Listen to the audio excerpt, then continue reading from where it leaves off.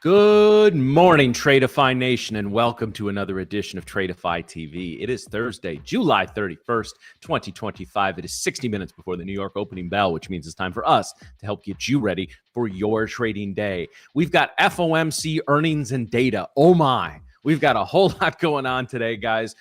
Big reaction to FOMC in the press conference. Bigger reaction to Microsoft and was it Meta reporting earnings yesterday. Apple and Amazon earnings today. We've had some great overnight movement, and hopefully that continues into the New York Open and into the New York lunch hour as well. Regardless of what happens, we'll cover it with you. So let me introduce my fellow hosts, including the man who I imagine has probably already caught a couple of these moves in the overnight session. Prove me right and make me look good there, Swiss Nick. Oh, no, he's muted. He's muted. Oh, man, Did you piss off background Nick? Did he mute you, or producer Drew? Did you talk some shit behind the scenes? This has got to be record time getting fired on the stream. Yeah. He didn't even make it 3 minutes into the stream before getting fired. All right, well, he's going to figure that out. Yeah, is it a kitty again? Aww. See, now I'm going to just talk shit to him when I know he can't respond back. Hey, Nick, nice hair. It actually is there. I can't even lie. There's nothing I can do with that one. All right, well, we'll come back to Nick. In the meantime, I guess I have to introduce the NQ Slain LA girl, Matcha Mommy herself, Miriam. Good morning. Good morning, Matt. Good morning, Nick, if you can hear us. Yeah, that was, I'll take that intro. Definitely needed the LA in there. So thank you for that. Guys, welcome to the stream. Welcome to Tradeify TV. If this is your first time here, welcome.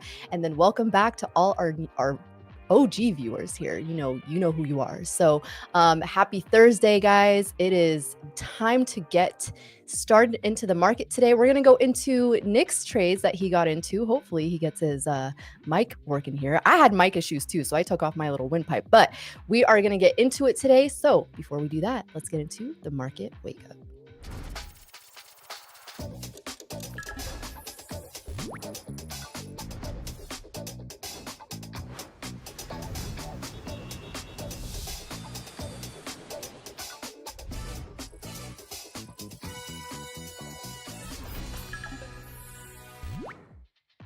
Hello, good morning, Tradeify Nation. Nothing happened. There he is. I was never muted. I don't know what was happening, but hey, we're here now. So, good morning, Matt. Good morning, Miriam.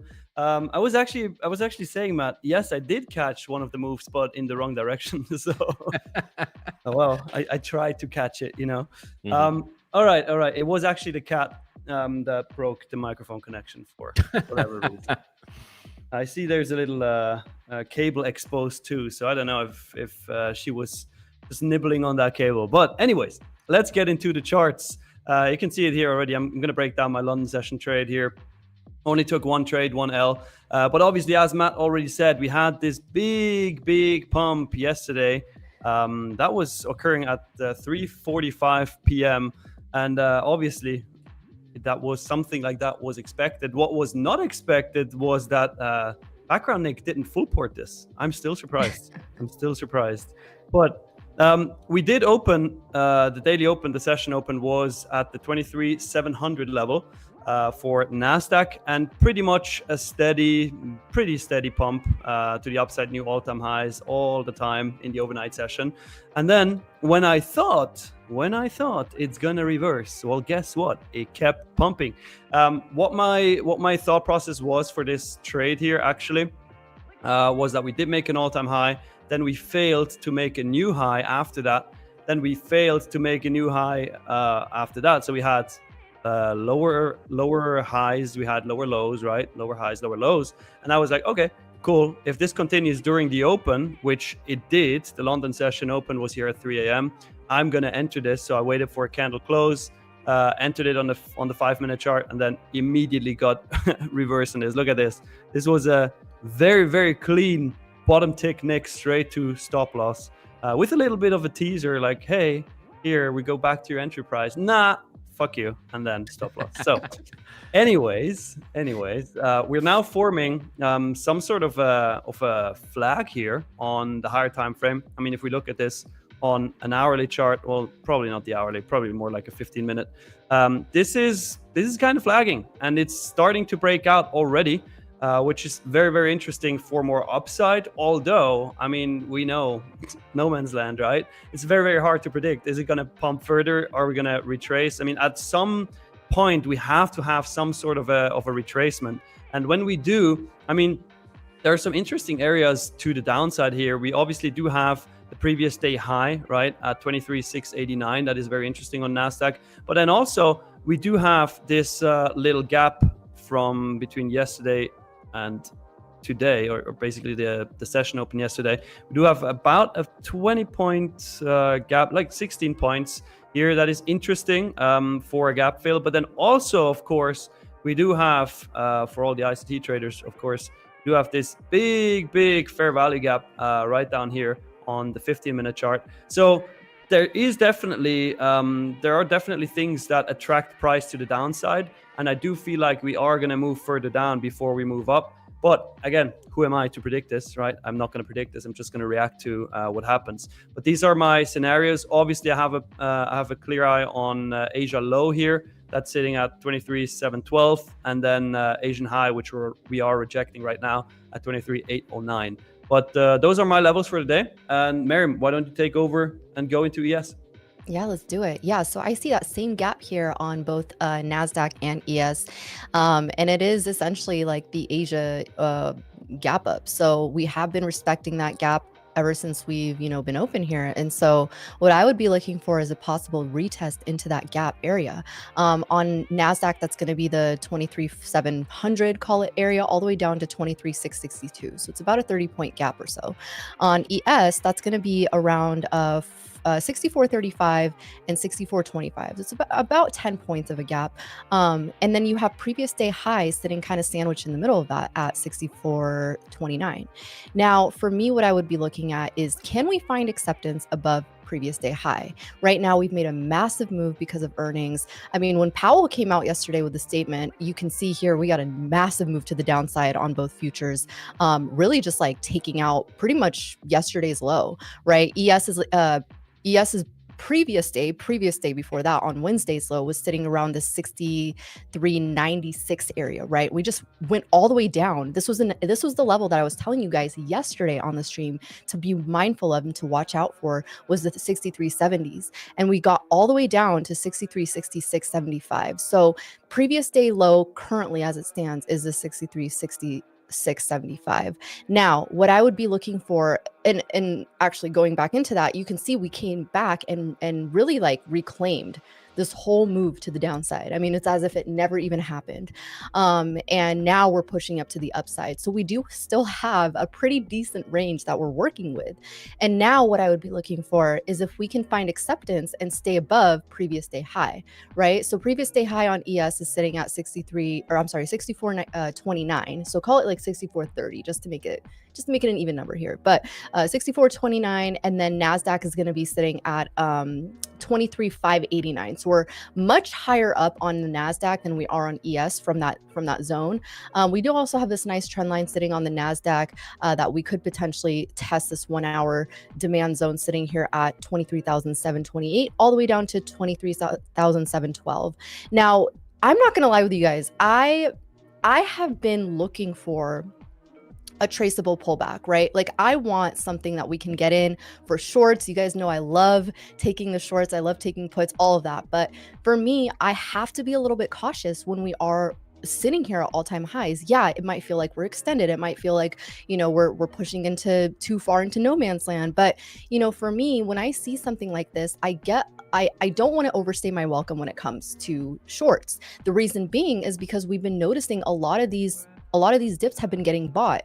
Now on Tuesday this week, we didn't quite see that, right? We literally had like a downtrend day. But for me, I get a little cautious when we're sitting at all-time highs and trying to take the shorts, because I have to be biased on the bullish side. I mean, yes, we have so much potential for the downside, and we've had, great earnings. We had, just great news in general in terms of the tariff news. And so, in terms of getting this downside move, it's definitely tradable. and I think there's a lot of potential. I'm just going to be a little bit more cautious when it comes to that. Now, again, I think if we get down below this previous day high on both futures, there is more room to potentially take the short, and that becomes a lot more valid in my opinion.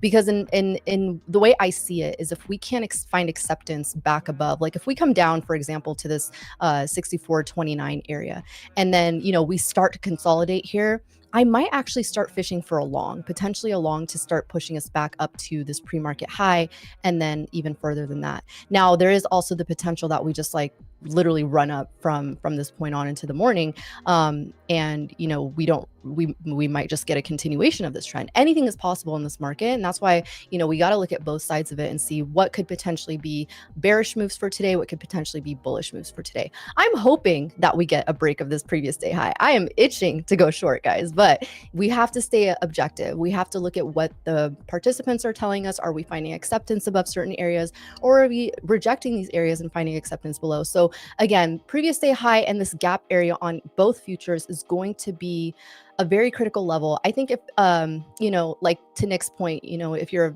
an ICT trader, or, you know, you trade fair value gaps, we definitely have an imbalance here that we could fill. So there is, like I said, potential to the downside, but I think that's just going to be something that I look for in terms of, can we find acceptance above previous day high? If yes, I will be looking bullish. If not, then, you know, we could really ride this down and start, you know, putting in some damage to potentially take out this move that we made.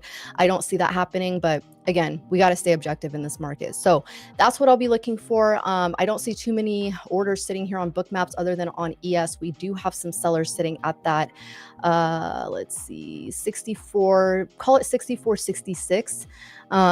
Pretty much right where we got into this pre-market high area. So this little wick area that we put in a tail on has some sellers, and then some buyers sitting at the 64.45, 44 area. That's also going to be a key level here, right where this demand zone actually starts.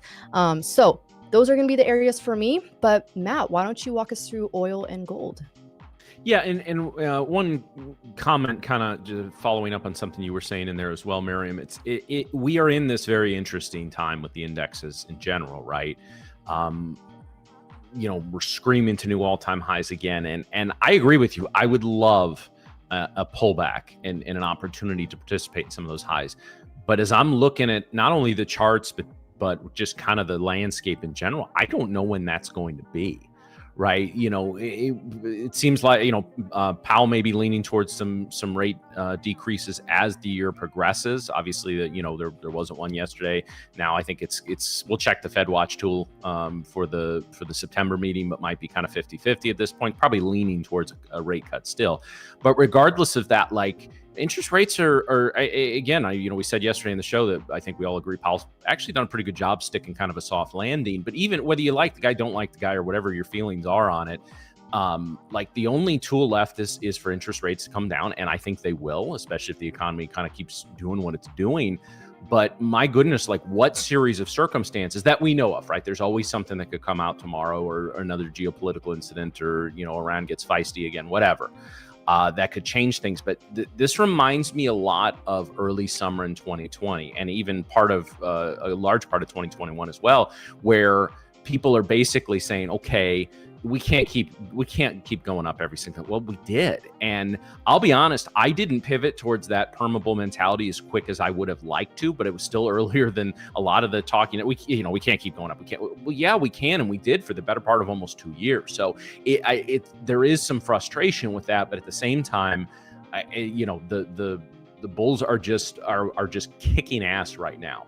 And I don't see a lot of scenarios, especially if earnings keep doing what they're doing. I mean, huge pop off the Meta and Microsoft earnings yesterday. I anticipate probably similar from Apple and Amazon today, that we're just going to get into this screaming to new all-time highs again and again and again and again and again. And it's going to keep happening until it's not. But in regards to oil and gold, so we'll take a look at the GC here, our gold contract. We were in this upward rising channel for the better part of 2 sessions earlier this week. And then, guys, you know, I tell you guys that, and I thought T-Trades was a great example of this. And T-Trades' whole system is based off candlesticks, guys. And I always tell people, when you come into this space, there's something very, very basic that just learning a very basic charting method. I don't always recommend things like market profile, TPO charts, or even bookmap for beginners, because candlesticks are accessible. They're very easy to learn. They are not the be all end all. They're not all you need. I, even as a Steve Neeson disciple and a candlestick practitioner, I will tell you that up front. But at the same time, guys, if you're in your first 3 to 6 months of trading, you have no idea where to start. You're really kind of, I don't know what to do with each other. Just really root yourself in candlesticks. Go on eBay, look up Steve Neeson, Nison. Most of his stuff is out of print, and I don't even know if half of us have DVD players laying around our houses anymore. But go get a secondhand copy of his DVDs or his candlestick course book. Great stuff, great place to start. But one of the things he talks about, guys, prior resistance becomes support. That's not necessarily something he coined, but it's a very consistent methodology across the markets. We had prior support down here at the 3360 level, and sure enough, that is now acting as a bit of resistance. We'll pull this line over here. Again, this isn't perfect. Support and resistance aren't always straight lines. They're zones, even in their less confusing times. But we really need to maintain above the 3360 level for gold to make another run up. And quite frankly, if the indexes keep screaming higher, it might be a little bit of a tough sell there that gold will continue to go up. As far as oil, we talked about a potential breakout in oil above the 66.60 or 69.60 level. We got that, although we kind of stalled out, bit of a false breakout. And I bet if we move this to a 4-hour chart, it's even more clear here, right? We had one strong push above here, and yet after that we retreated right back down below there. So as far as, I don't necessarily see a trade in oil today, but some of you have caught some of the moves we've talked about early in the show the last couple of days. I saw it in the chat. Congrats, you did. And congrats for not waiting for somebody else to tell you to take a trade or be in an entry. Seeing a thesis, agreeing with the thesis that we present here, and making that trade your own. Those guys, I feel more immense joy and pride when somebody does that than I do they take a trade that Miriam or Nick or I take on stream and make money. When you take a hypothesis, whether it's from me, from Miriam, from Nick, from somebody else, and you make it your own, man, that there is no better feeling for me when I see the chat when somebody does that. But I don't see anything in oil today, guys. We need to decide: are we going to we've moved back below this zone at 69.80. Are we going to make another run above 70? We got to break out here first. I would actually anticipate a little bit of an oil breakdown. I think we'll try some of these short-term lows here at the 68.50 and the 68.40 level. So, guys, that's a breakdown of gold and oil. Awesome. Nice. Thank you for Thank that. you for doing that, Matt. Yeah, we also have Tyler trades coming on today. I don't know if we mentioned that earlier, but he is coming on in the next probably 30 minutes or so. So make sure you guys are ready for that as well. Man. And Tank. So Tyler comes on, Tank comes on, and also reminder, today is the last day of our crazy July promo. Okay, so if you have thought about buying an account recently, do it now, because I have no idea when the next promo is coming, but this one is a banger. So if you've been thinking about it, go for it. Code is July. Do it now. Yeah. I love it. Nobody can do it as Matt. Not even Arnie. It's got to be under the right circumstances, though. Arnie is trying to. I'm not a dancing monkey, Nick. Well, we've talked about that. Yeah. I'm like a fucking human soundboard. But you're so good at it, you know. You gotta make use of your talents. Okay. I'm also curious to know, did anyone trade this FOMC statement from yesterday? I think we had obviously we weren't on the stream during the announcement or anything, but Powell was getting kind of really, really great questions in terms of, the economy's health, rate cuts, and it's so interesting watching him because, and I didn't watch the whole thing, but, like I said, he's very specific and deliberate with how he answers questions. Like he almost pre-orchestrates what he's going to say because he has to be very careful. And so, obviously the market didn't like, any of the answers that he was giving, but, we got this nice pullback all the way down to these 60s on ES, and then NASDAQ was all the way down pretty much to the 40s. And so I'm curious, did anyone trade FOMC? I like to trade options on FOMC. I got a pretty big banger on SPX puts there, but I'm curious, does anyone trade that? Yeah, the shorts did. I saw it in your story, Miriam, that you caught a banger there. What was can you break down that trade? Yeah, sure. So, you guys know I trade options. So I actually traded SPX puts on this trade. I traded this exact trend line that you see here on my screen. So when I trade SPX, I look at ES. And for me, I was very much eyeing this trend line here on SPX. ES was really coming up to this 6430 area. And so for me, I was really looking, like, you guys can see this whole day. Let me actually go to a 30-minute chart, because this whole day we were really just like, kind of flirting flirting with this 20 area. And then you can see here, this is around the time when the announcement came out, and then the press conference was actually right on this candle. If I go down deeper to a 15-minute, you guys can see right here, there was a lot of volatility on this 11:30, well, 11:30 for me, but it was 2:30 Eastern. So, for me, I was looking really at this trend line right here. We had a nice trend line here. I don't have my EMAs or VWAP sitting, but really it was like one of the best like entries really you could get. We got this nice volume tail that put in on the 6430s, and then I was watching SPX really below this trend line and then below this 80 level. So I took puts pretty much right at this trend line break and rode it all the way down to this 77 area. So caught a nice like 400 plus % options premium on that. It was a banger. But nice. FOMC days can be tricky. FOMC days can be really tricky. I mean, we've seen some FOMC days where we literally don't do anything, or the market does something right after Powell gets off the podium. So, for me, it was one of those where he was getting asked. I wasn't really listening, but he was being asked certain questions about the economy, and then just algos were going nuts on this. So really caught this nice move to the downside. SPX, this is another area why ES is really, really strong, and why I look at SPX in relation to ES, because this level right here, not just from the trend line, but I mean, we really had to bounce right at this trend line here on ES, which I could have really just covered closer to this trend line. But, when I look at SPX in relation to ES, if I go down to, say, this 4-hour area, really nice flat top resistance here on SPX. So this was a really nice test of that area. I actually caught calls going back up here on SPY that I held over the earnings call, but or over the Meta earnings call. But in terms of like these levels that I look at, I think it's really nice to see that sort of confluence between the S&P 500 futures, but then also you have the indices as well that really go into it. So anyways, that was a trade that I took yesterday on FOMC. Again, it's not always like the most tradable times during FOMC, but when you can get a move, you get a move. And then obviously we got a really nice spike up from earnings, and then now we're just sitting at all-time highs. So where do we go from here, chat? Where do we go from here? Do we push all-time highs? I think everyone was saying like we do, right? Well, the market bias is saying 62% all-time highs, 30% no way we run up, have to dump, and 8% says barcoding won't happen, but here. What? Barcoding won't happen, but here. Okay. Well, anyways, we run our own markets on the show, apparently. Yeah, apparently, yeah. Yeah. So yeah, people are for all-time highs. I mean, let's see.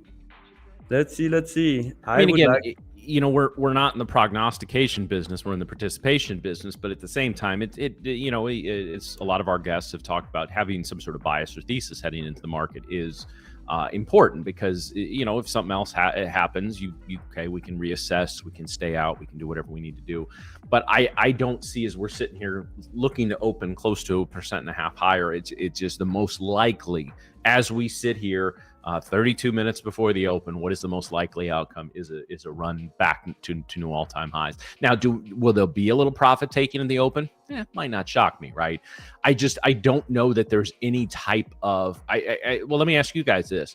What would surprise you most in today's session? For me, it would be a tight range barcoding, right? Like we trap between our dev width, its standard deviation width in the NQ is already 31, and our 5-minute ATR is, I have it somewhere in theory, Why did that come off my chart? Anyway, I'm sure it's pretty decent right now. I'll put it back on in a minute. But this is outside of just a tight 30, 40 point range. That's the only thing that would just really shock me today. Would it shock you though? Well, okay. Yes, it would actually. It would shock me greatly. I would fall out of my chair, and I don't know. No, I had nowhere to go with that. You just. It's okay. I kind of set you up for failure there. Anyway, so NQ is currently holding Asia high here, trying to push through but can't, which is very interesting. Well, how's ES looking? Is it holding Asia high? Let me pull up ES really quick. There we go. So if it loads, there it is. Oh no, it's not quite at Asia high yet. But NQ is certainly rejecting it. So I'm interested to see if we push through it and see the highs, or if we're just gonna consolidate for a bit until market open. Let's see. We've got some guests today, guys. I'm excited to talk to both of them. Yeah. As usual. We have finally Tank coming on. I mean, he promised on Tuesday. He promised yesterday. Yeah, I know. We got a bone to pick with him when he comes on today. Oh yeah, that's for sure. I just can't get over when we had Tyler Trades on last week, and he was in on a short and caught it on the marbles indicator and just caught like banger short to the 30 points. It was wild. Points. And the marble race was short. It was like a 20 or 30 second marble race. Yeah, it was great. But hopefully we get something like that today. That would be great. That would be really wonderful. Let's see. Matt, did you play any of the FOMC movement yesterday? I didn't. No, I have stayed at going back to my options days. I've stayed out of that. It's just not, there's not necessarily, there's a huge edge in volatility, obviously, but I'm not sure there's an edge in price action because there's usually multiple reversals coming out of that. So I think the last time I traded FOMC was like last fall. So no, typically, like we talked about yesterday, a lot of people will not trade after FOMC is announced for the rest of the day. Let the market, especially swing traders, will let the market kind of digest everything over 24 hours. That's my mentality as well. Some people just wait to start their trading day at that point. For me on FOMC days, it's done. All right, fair enough. Well, you said you typically like to trade the day after FOMC. Love it. That is today. Is it? Yeah. Holy cow! Look at that! Wow, yeah. I didn't check a calendar today to know that today was the day after yesterday. That's amazing. Wow. Yeah, you're such a dumbass. Okay, you're just now figuring that out 2 months into the stream. Come on, man. Let my fiance call you. Oh man. Plenty of references. I see Boundless in the chat says he got a 4-man team built and ready to hand Tradeify and the gaming team a big public L. Okay, Boundless, that's some announcement. Man, this is some serious shit talking that we already have today. Yeah. Reminder: Friday in a week, we're gonna have a gaming competition where you can win 25k Lightning funded accounts if you beat the Tradeify team in Halo. Which one was it? Can't even remember. One of the Halos. I don't play Halos, so. Nah, me neither. I mean, I would participate in like an FC25 match or what else? Well, FC25. Just that. Halo Infinite, it is. That's great. Yeah, we need some legendary, and I want him to do a prize for the best trash talker during that as well. I think that'd be kind of fun. I mean, I could just put on like a headset, and then one of you guys can play, and I can do all the shit talking. Well, actually, Miriam, I've never played the game either, so let's just go in there and just get destroyed, but like just shit talk the entire time. I'm down. Like, oh, you killed us in 10 seconds? We're noobs. You should have killed us in 8, right? Yeah. Like, freaking loser. And then Brett or Nick just like takes them out. Yeah.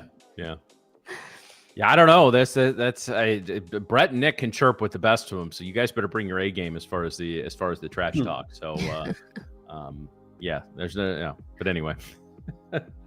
All right, guys. So in a few minutes, we're going to bring on our guest, Tyler, for the day. He's getting ready in the background, and obviously we'll have Coach Tank later on as well. Should be an exciting day. Should hopefully we get a nice move out of the Open that leads us to either a continuation or a reversal move. Again, my thesis as we sit here right now is that we at some point today will make a run back towards the highs. Wouldn't shock me to have some little profit taken in the Open. If anyone was getting long later in the day yesterday, might want to be taking a little profit if they haven't already. So we'll see what happens there. Yeah, I would expect some to be taken as well. I mean, Meta is very, very strong, so it's obviously one of the big mega tech earnings. But I think, or mega tech caps, but I think in terms of its earnings, just did so well. So I don't expect too much of a pullback on Meta, which I think could help the Nasdaq really stay up here. But we'll see. We'll see what we get. I mean, it's every time we think some sort of move's going to happen, we still have so much more day left, and then we end up getting something like this that we got yesterday. So always keep your eyes peeled. If it doesn't even feel, that's excuse me, if it doesn't feel like a high conviction day for you, you don't have to trade it either. That's another thing too that I always look at is like whenever I see setups, right? Or whenever I'm looking for setups, I'm always like, all right, the probability of this, could be there, of course. We always want multiple confluences. We want to ensure we are sitting at a point where we have support resistance, whatever the case may be, right?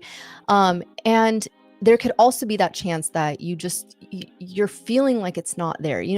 I talk about trader intuition a lot. I don't know, call it me being a woman, having that woman's intuition, but I feel like I have trader's intuition as well in a lot of my trades. And so for me, when I'm looking at these moves, a lot of times, I have that feeling kind of come up where, if I'm in the trade, I don't feel quite comfortable in it. I'm happy to close that trade and just completely get out of it if I don't have that conviction. Now, that conviction can totally change depending on the price action, because we all know that, you're staring at a stagnant chart and you can see the setup happening. But a lot of times when you're actually in the trade, you want to be objective, of course. You want to sit there and if you're in a short, you want the short to work out, but you got to stay objective and see what the other side is doing. So for me, intuition kind of plays a lot in that. And maybe it won't for some people, but for me, I do look at how the price action is moving. I look at how Bookmaps is playing out. And if the move is not looking promising, for me, I'll either put my stop to break even, or I might even exit the trade sooner. And I know a lot of people kind of say stick to your plan and let the trade work out. But again, it's really just having that conviction, and nothing's going to be 100% in trading. Nothing's going to be, to that point, but you gotta be able to have the confidence in your trades as well. So if you don't have that, if you don't have the conviction, it's absolutely okay to accept that and just be like, you know what,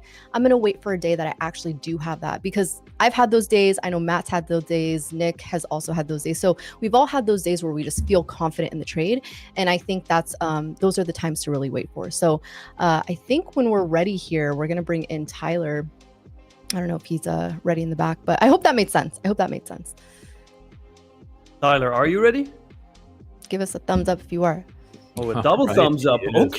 Okay. So chat, can we get a welcome Tyler in the chat, please? And then let's bring him on. Howdy. Good morning. How are we doing? Good morning. Good morning, guys. Good to see you. Good to see you. How are you doing? I'm doing well. I had to give you the white tea today because you gave me the marbles race last week at the perfect time. So I love it. I didn't forget about you, Nick. Well, that was nice. Oh man. Well, welcome to the stream, Tyler. How was your trading week so far? Yeah, it's been good. It was a little bit slower, I would say. Monday and Tuesdays, kind of hovering around break even, and then caught the nice short yesterday for FOMC. So that was fantastic. We're feeling good after that. Hopefully we can get some good price action today and keep it rolling. Nice. Awesome. Nice. How was so whenever you come out of a day like that, I'm just curious, like when you hit such a banger day, how do you go into the next day? Like, do you feel like you feel that overconfident, or how do you go into that? Yeah, I've definitely had those moments where you feel overconfident after a win. Kind of like the notion of like even after a payout, traders just have that euphoric feeling and I had a stream with Brett on Tuesday, and even he was kind of saying this. He's like, the most impressive thing is when a trader gets to that second payout, right? Because that first payout, people go through that roller coaster, that little bit of euphoria where they're a little bit overconfident, and that's something that I would say creeps up on me a little bit after either nice wins or also after a payout. But I would just say you got to just kind of ground yourself, take it slow, and remember that the market will humble you at any given moment. So you just have to stay right in the middle, never too high, never too low, and just take your time. If the setup isn't there, don't force it. You're not God's gift to trading just because you won one trade. So it's facts. That's and social media would differ, though. That's well, right. That's the thing. We want them to think we are, but we're not. We're just human. Wait a minute. Are you saying social media is not real life? Well, you said it, not me. Yeah. No, I think I'm that's a not great disagreeing, point because there are so many highs and lows in this game, right? There's more highs and lows in this game than there are in your charts. So you can't get too high with the highs. You can't get too low with the lows. And there's going to be a lot of lows early on. So when you experience, like you said, that you get your first payout and you feel like I am the shit now, right? Like I am a trading god. And then you blow the account 3 trades later, right? So it's very, very important to kind of maintain that neutrality. You make a trade that, make a winning trade. Great. That's awesome. Move on. Make a losing trade. Great. That's awesome. Move on. Try to learn from it. But yeah, that's a great point. That's I appreciate you saying that. Yeah, how's your guys' week going so far? Good, very good on my end. I would say lack of opportunities for my setups, but other than that, it's a little cooler today in the lower Midwest, so it's not going to hit triple digits in heat index for the first time in 2 weeks. So I'm good. Yeah, I was gonna say, the heat wave was really coming in strong there for a second. Man, it was horrible. It was horrible. I think our AC was running like 4 or 5 days in a row at one point. I had to go down and wipe off some of the ductwork in the basement because it was just condensation all over it. Oh wow! Dang. You know what's crazy? Enough water in this basement since we moved in. Yeah, Miriam, I don't know if you can attest to this, but it's like every time. So in the Midwest, obviously for like 5-6 months, it's just cold and snow. So like that's our thing. But then also in the summer, there's about 2 weeks where it just gets like unbearably hot and humid. But everybody that I know that has lived or grown up in Cali or spent, ample amount of time in Cali, they're just like, it's just perfect here all the time. It's just always like sunny and 75 and like not really that humid. Yeah, I mean, it really is. You pay a premium to be in California for a lot of reasons, but weather is definitely one of them. Why do you think she's always in a good mood to start the stream, and I'm always grouchy? Matcha. Yeah, that makes sense now. It depends on the day. Yeah, hot for us over here is, it's been pretty hot. It's been pretty hot here in Southern California, but I have family in like Nevada, and it's just triple digits all around. But it's dry heat, so it's a little bit different. Yeah, I don't know. I'm okay with humidity. I don't deal well with like super dry heat. Oh, okay, all right. Yeah, no, I'm okay with it. Like whenever I've been to Hawaii or even like Miami, I've been totally fine in that weather. And my hair hasn't. My hair doesn't like it, but my skin totally does. I can't do dry heat. I get nosebleeds. I get like my skin just feels like scaly, like a lizard. Like I hate it. I don't like it. Welcome to Tradeify TV with Miriam's makeup routine and skincare tips. We can have a skincare segment if you guys are interested in that. Well, let's ask the chat. Yeah. Yeah, it's been kind of a wild week though, hasn't it? I mean, FOMC on Wednesday, it's NFP week as well. I can't remember in recent history, at least, when there was FOMC and NFP in the same week. And then we got a bunch of earnings as well. We got more earnings today, I think Apple and Amazon. So what a crazy end of July. Yeah, no, definitely. I mean, it's been the best. We've had like straight 11 years of green Julys in a row. So we're keeping that streak going, obviously. But yeah, it's gonna be interesting. I found a lot of the trades working out for me usually after the morning session. I think the morning sometimes we either get a nice move that a lot of us don't like to jump in on because we like to wait a little bit for the market to settle. So a lot of these moves have been happening earlier in the morning, and then kind of more of a chop zone closer to the mid-morning time. But hopefully we don't get that today. Hopefully we get some decent setups, because I would like to take some trades today. But we'll see. What are you looking at in particular, Tyler?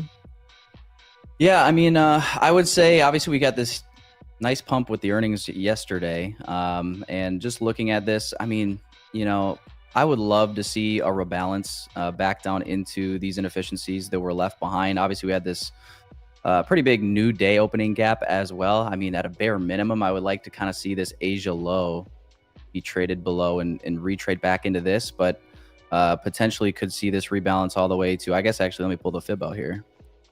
Looking at either optimal trade entry, aka the golden pocket, potentially. That might be a little bit deep, but would like to see a rebalance to some degree back down into this range. So if that looks like it could potentially set up shorts here, I guess we'll react to what price does here after the open. So don't want to get too far ahead of myself, and then 15 minutes from now we're looking at totally different price action. But this is kind of the early going. What I'm wanting to see happen is more of a retracement back down into here. Maybe we get one more drive above, recent highs, London high, potentially before doing so. But we'll see here. We got market open in like 15 minutes. So Yeah. Not looking to jump in anything right this second. So you're looking for a retracement to basically the Asia, where Asia opened, essentially, and then you would look for a bounce there potentially? Is that what I'm- Potentially this Asia low kill zone being rated in the sell side below it, trading back down into this new day opening gap. And then, if we were to get respect out of here and some displacement and confirmation back to the upside, could look to play that for continuation long. Okay, awesome. And remind me again, Tyler, do you trade ES or just strictly NASDAQ? I used to trade ES and not NASDAQ at all. And in the last probably year and a half, 2 years, I flipped completely to NASDAQ. And I don't know what it is now. I don't know if it's muscle memory. I don't know if I, in my hypnotic lucid dream state, gave my commitment on going to NASDAQ. But for whatever reason, I just find myself wanting to trade on NASDAQ, even if, let's say, ES looks like the stronger or the weaker. It's probably a toxic trait of mine as a trader. I should probably get over that sooner rather than later and trade the weaker or the stronger based on what I'm thinking. But I've been loyal to NASDAQ. I really have. And, I like to think that she'll take care of me in the long run by doing so. You and pretty much every trader who trades NASDAQ. I say that every time on the stream. I'm like, I'm going to trade ES today, and then choose it on a day where it's just choppy. Yeah. Are you a little bit similar that way? You trade ES a little bit, I know. I started to just because I've been talking so greatly about it, and NASDAQ of course still has a chokehold on me, but I like the price action on ES in terms of certain days. Now, of course, the days that I have been trading it recently, it's been giving me trash price action, but in terms of the levels and the areas that I look for on ES, I like the setups a lot more typically. It's just some days we get, I think it was even yesterday or the day before that we just got complete chop for a straight 2 hours before we even did anything.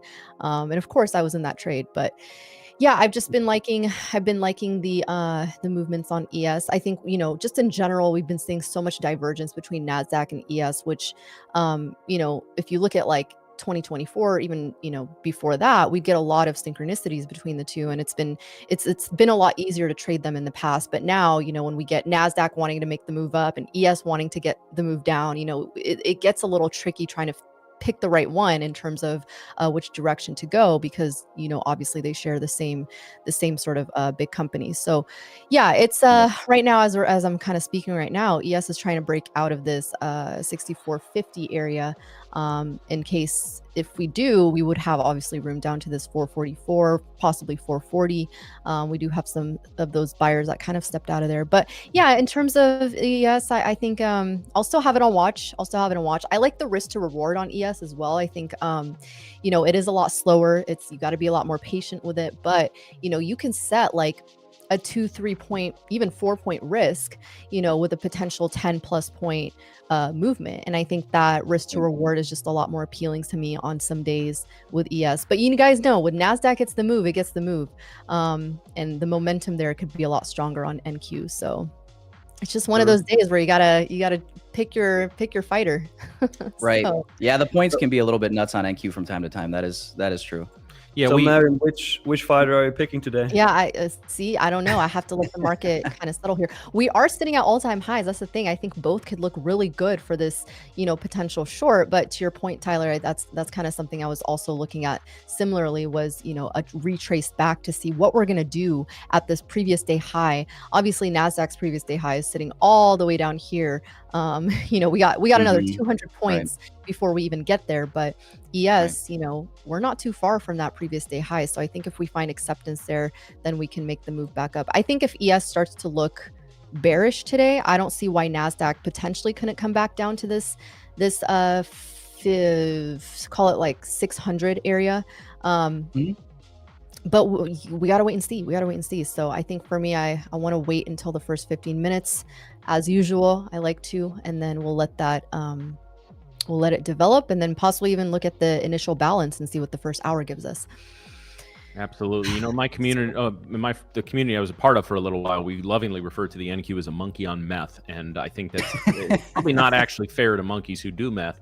But it is a, and listen, and the markets are what they are. And I know we tend to anthropomorphize the markets more than we should, but they are just a collection of humans and robots programmed by humans to trade. So it is a fair reflection, but yeah, it's a madhouse in there sometimes. I think today is going to be one of those days, but you know what? We don't do this for entertainment, and trading done right can be very boring, but sometimes the NQ is just a shitload of fun. Yeah. Monkey on meth. I would have accredited that to YM. Someone in the chat said, was it Schrodinger said, pick YM, winky face. I'm like, gosh, YM is always, I feel like, in its own world over here. Yeah, it is. Not right now, but you used to trade YM, you said. Yeah, back in my real degen days, I used to, yeah. Well, but see, the YM used to be a huge thing, and it's just not as much anymore. Like the YM's kind of like that guy from our hometowns that peaked in high school. Right. And he's like, my age now, but still driving like a Thunderbird and talking about, the state championship game from like, 1997 or something like that. That's what the YM reminds me of. Yeah, that's fair. That's fair. I can see that. You're from a Midwest town. There's 100 of them in your town, 100 of them in my town. That's right. Yep. They all drive either Thunderbirds, beat down pickups that are raised up about 2 feet, or Dodge Chargers. Every single one of them. Yep. Well, you can't forget the tin of chew that's always kind of embroidered in the jean pocket, right? So that's not as big down here as it is up there, but it is still a thing. Oh my gosh, yeah. Spitters everywhere. Uh-huh. Yeah, we do see a little bit of divergence already happening, kind of at these internal recent 15-minute highs on ES and NQ as well. So you see ES putting in this lower high, NQ putting in this higher high. So this divergence tells us that we could be seeing that reversal starting to take place. Obviously, this would tell us that ES is right now the leading asset to the downside. So this would be one of those instances where if you're looking for the weaker asset to go short on, perhaps you'd tip the hat to ES versus NQ if you wanted more of like a low resistant type of a move. Yeah, is kind of how one should look at that. So we'll see how it all plays out, but doesn't mean I'm going to cheat on NQ today. Well, I am liking NQ for shorts actually. I tried to short it already during the London session, pretty much at this exact level, about 5 points higher. But I very much like to short NQ. I mean, I do like that we rejected Asia high. The question is what happens at the open. Right. Yeah, and I mean, even the 15-minute, it's not super intuitive, but the 15-minute does look like a head and shoulders pattern starting to happen. I don't typically look for patterns like this. I'm just shooting it out there in case anyone does see this, but you can see the shoulder here, and then you have the head, and then the shoulder here, and then the neckline. It would be more of a trend line, kind of sitting like this. So if we break this, then I think we can, continue further. But I think for me, again, this previous day high on ES is going to be significant. And I agree with you, Tyler. I think ES does look like the weaker one. So again, choose your fighter. If you're looking for shorts, ES might be the move. NASDAQ has a little bit more bounce levels, in my opinion, but doesn't mean that you couldn't still catch a good short on the NQ, because you guys know how NQ moves. So, 20, 30 plus points is a great move on NQ. But I agree with you, Boundless. I saw your comment up there about, I can't find it now, but basically saying something about, on ES or on NQ, if you're the type of person that likes to trail their stop, which I am one of those people, it can be kind of tricky trading NQ sometimes because, if you're quick to trail your stop into break even, for example, you have that potential being stopped out until it makes another leg towards the direction you need it to. Whereas with ES, you really could just have your stop where it's sitting, especially if you have like a 2-3 point stop, and then just let the play out until your take profit area. And then, whenever you feel like you need to move it to break even, you can. But you can give it a little bit more breathing room. Whereas NASDAQ, you guys know how crazy NASDAQ can just wick up or wick down, take you out of your stop, and then complete the move. So it's less forgiving in that sense, but definitely the more volatile one. All right, guys. So we are getting close to the New York Open. We are just about 5 minutes and 30-some seconds away. So, guys, I think it's time for the opening bell battle.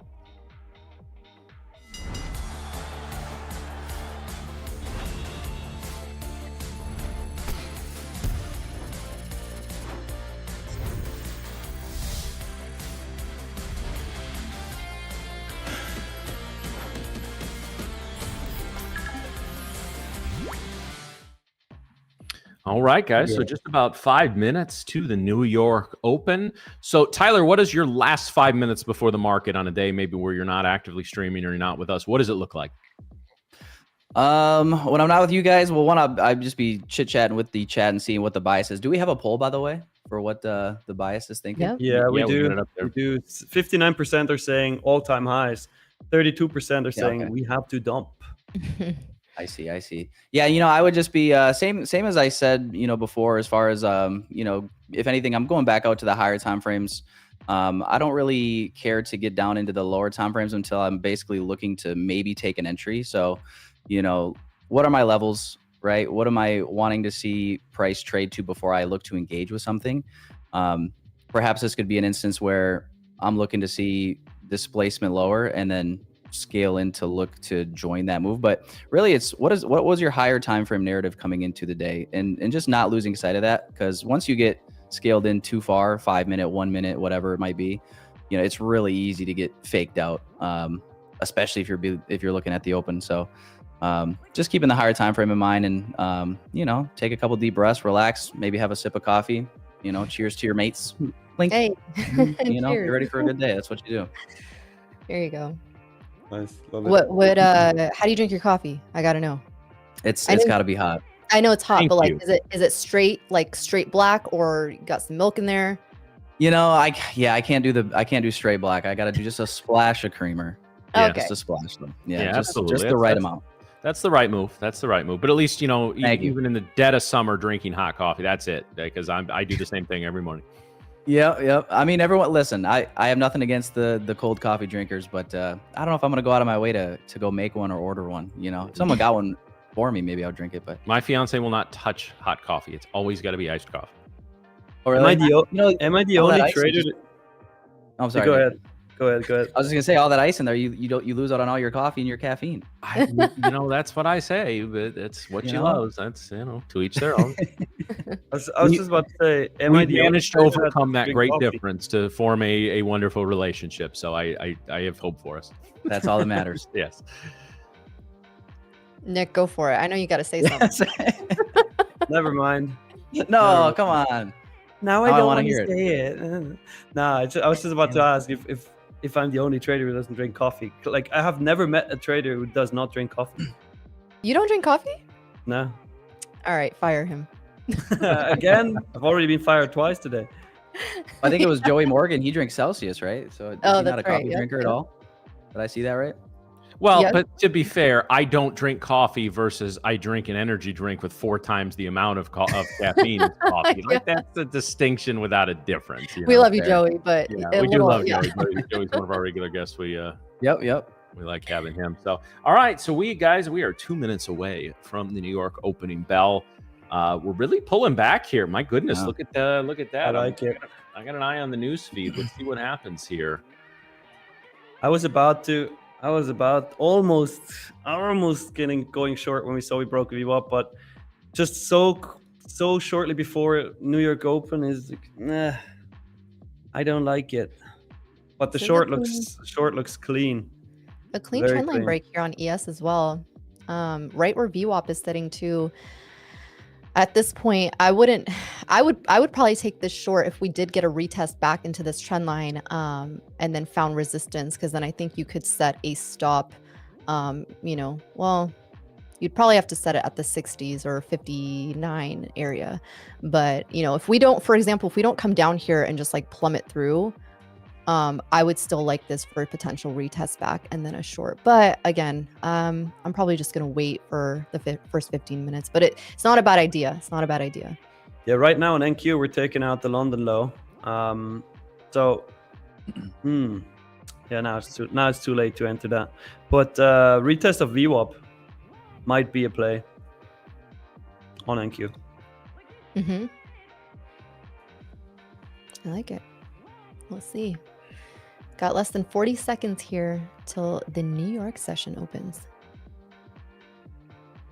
Matt, you ready? Of course I'm ready. I'm always ready. He be Okay, ready. sorry that I asked. How dare you? As long as we're not yapping and ruin it like that one time, then we're good. That's all right. We'll make it up. As long as it's within about 30 seconds of the opening bell, it counts. Otherwise, the show ends for the day. That's unwritten rule. All right, guys. So it is time for the New York Open. We are pulling back strong as we head down below -1 standard deviation off of VWAP. Guys, it is time. Ding, ding, motherfuckers. Let's go. Play ball.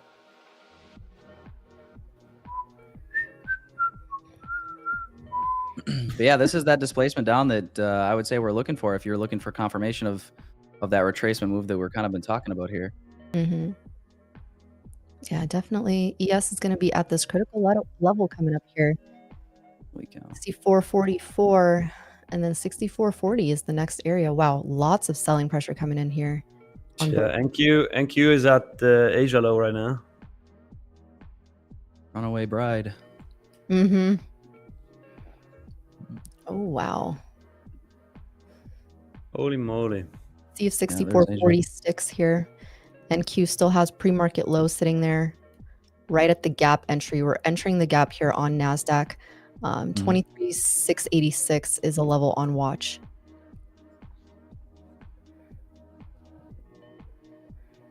$64.40s are now have been broken here on ES. Next level down is going to be this gap entry here on 64.35. Wow, just straight down here. Holy moly. All you can do is watch. Yep. That's it. It hurts, but that's it.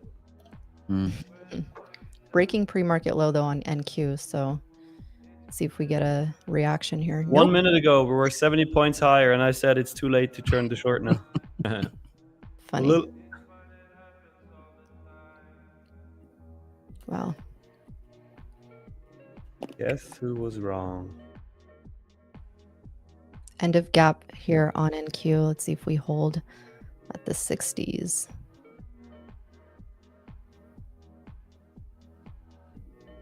Holy moly. My goodness. Yeah, careful, guys, if you're using, especially if you're using a web-based platform right now. Oh, are there issues? No, just somebody was saying their trading view is lagging a little bit. I don't know, Boundless. I don't know if you're using the app or any busy platform, especially something web-based, might lag a little bit. So be very careful.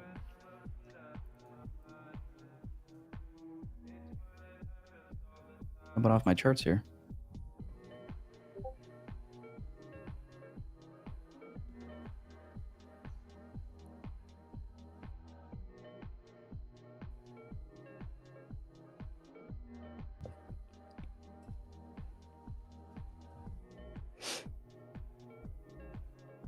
We're just all watching this. I was gonna say, damn it. just in awe. Yep. Complete fill of this this new day opening gap here on the NASDAQ now. All right, chat. Now let us know. Let us know who took that short. Who made money on that short? Oh, we got plenty of degens in this chat. They made some money.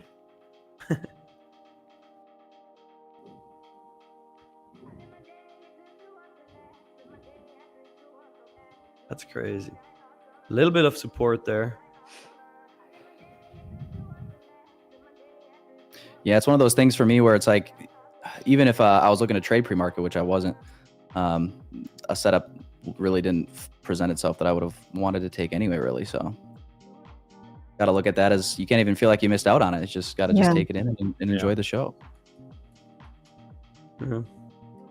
I technically would have had a setup, but I didn't take it because it was like 3 minutes before the open. Love when that happens.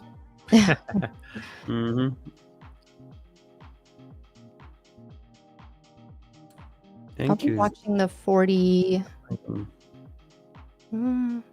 45s here on ES.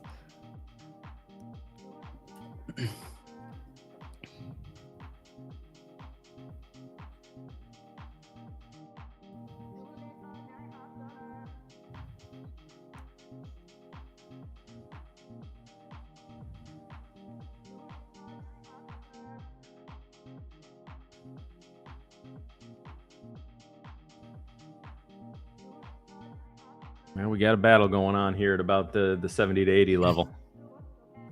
Yeah, I think if we can reject this pre-market high, or sorry, pre-market low, possibility for another leg down. Yeah.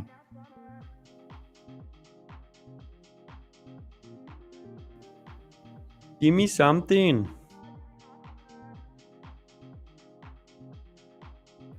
Whenever we have these big moves, like when you randomly short them, just because it's dropping, make sure that you wait for some structure to form before you actually do that. Because I've been burned so many times just trying to join the move, and then that is exactly when it reverses for like 30, 40 points and stops you out.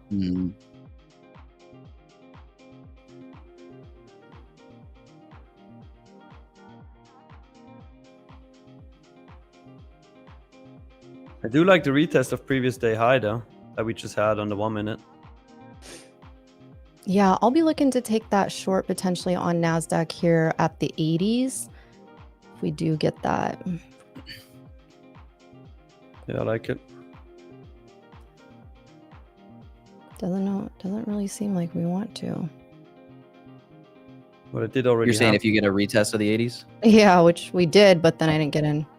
Yeah.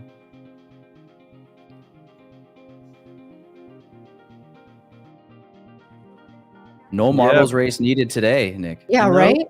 Nope. Definitely not. Boundless, yeah, you're very right. I mean, weekly open could definitely be in conversation. That's sitting at 523, 520. That's only 130 points. That's nothing crazy. And to be fair, Nasdaq is still up. Nasdaq is still up 0.7%. So.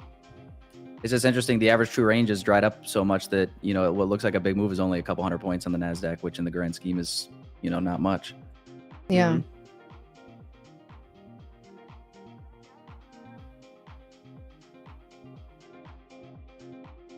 do we get here?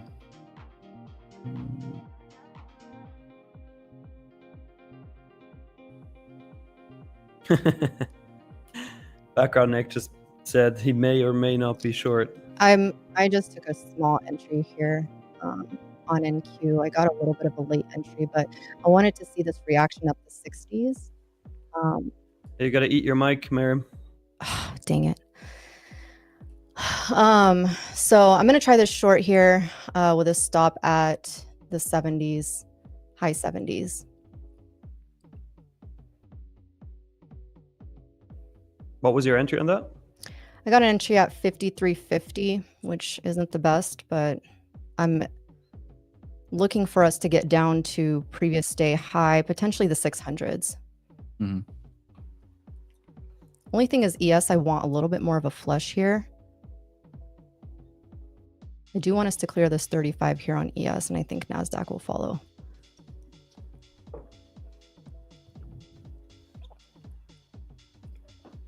Trying to get a bounce here, which I don't like.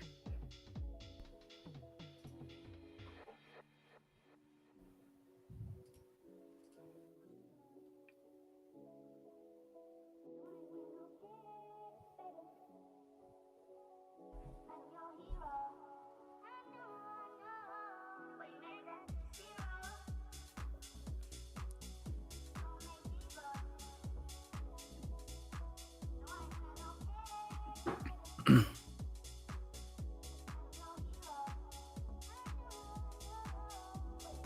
there's definitely more room to the downside, that's for sure. Still in a Mhm. relative premium of this range. Yeah, ES Yeah. right at its gap as well. So this retest probably would have been a better entry here. Pre-market low at 86.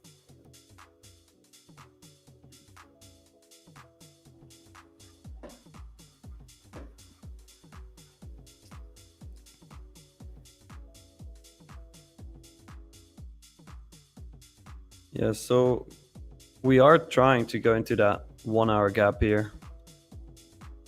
Yeah, on On ES. Thank you. Rejecting it so far though.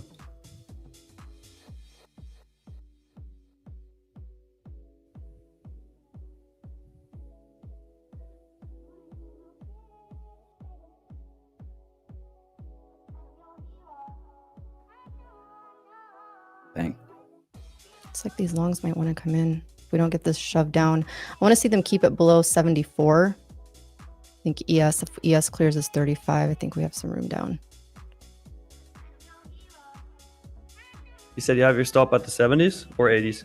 I have it at 88.25. So I'm giving this a lot of room to try to play out. They're still holding this level though.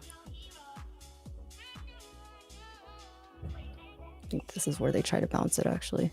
If they keep it below, I think they'll shove it down, but ES cleared those orders. I want to see them clear this 40 area here on NQ.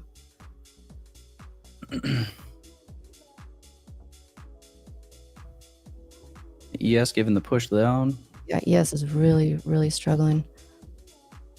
Mm-hmm. Yeah, ES is already at previous week high almost. Almost.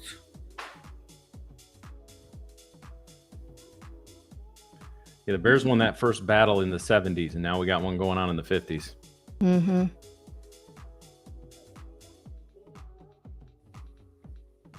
I was looking to maybe join you in the short if we could get closure below this last opposing up close candle, but we seem to be fighting it. So Yeah, we're fighting it, but we need to get some selling pressure come in here at the 40s on NQ. That's what I'll be looking for.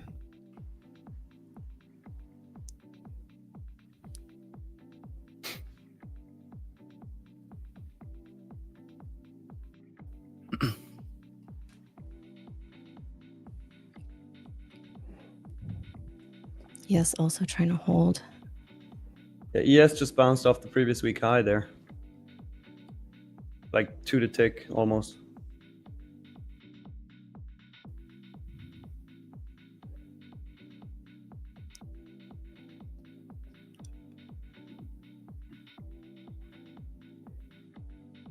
So interesting, huh? That drop on the 1 minute candle, like on the 1 minute chart, we have the first minute was 60-point drop. The second candle was another 40-point drop, and now it's just like right, just dries right up. ranging a little bit. Yeah. I do like the bear flag. I'm not gonna lie. On the 1 minute. I did move my stop to the 70s though. Because I do not want to see them push this back up. I want to see the flush come in. I want to see them clear these 40s. This is a battle. This is a battle.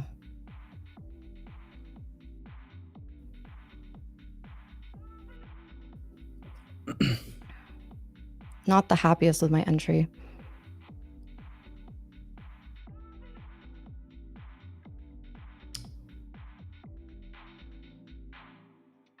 See if we clear these 40s here.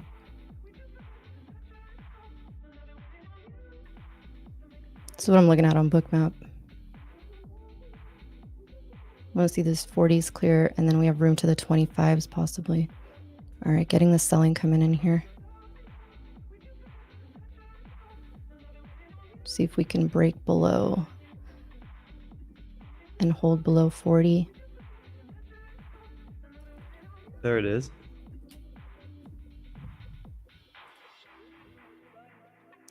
All right, starting to get the move here. Okay. Off here. Boy, oh boy. If we get the bid, if I get the bid here. Oh, come on. Fill me on that bid. There we go. There's that. There it is. Nice. Nice. All right, moving my stop to the 46s. Yeah, they made you work for that one. That was just mean. They might try to hold it here. New 15-minute incoming here. 30 seconds. Yeah, they're going to stop me out on this. Chicago PMI news in 30 seconds too. Not that it would do much, but Actually, Yeah, that's yellow folder, right? 48. what's that, Tyler? I said that's yellow folder, right? I think so. Or- I guess only if you look at Forex Factory. Yeah, they're There going it to is. stop me out on this. I kind of want to take my profit off here, but because I would have to move my stop to the 50s in case they, this VWAP is sitting literally right where that is. And yeah, I'm going to just, they're trying. They're trying. Yeah, they might take it out here.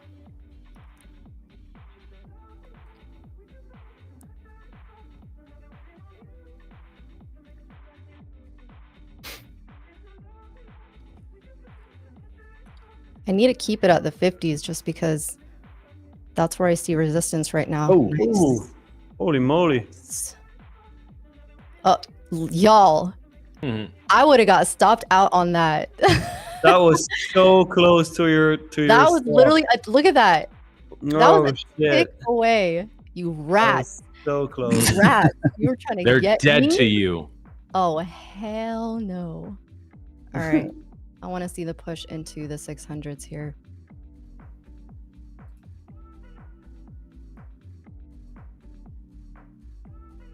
They need to push it here. This is where we need a 17s and 18s here on the NASDAQ. You know what? Fine. I'll move it to the 44s. I want to see 600. Yo, background Nick is up 80 points on that play. Let's go. Nice. Very nice. Damp it. Dump it. Push she close their position. Dump it. Dump it. Yeah. ES really looking weak. ES was the move, y'all. ES was the move. NASDAQ making you work for a little bit. And what did I say? I'll trade ES today. Well, that's a pattern by now, Miriam. You always say that and then don't do it. Take my Listen, own the loyalty advice. is I real. won't. Miriam, you do a great Miriam impression. Yeah, I know. I've been told. Well, Tyler, I think it's more of like the addiction is real. That could be too. Yeah, I mean, either way. The adrenaline rush of trading NQ.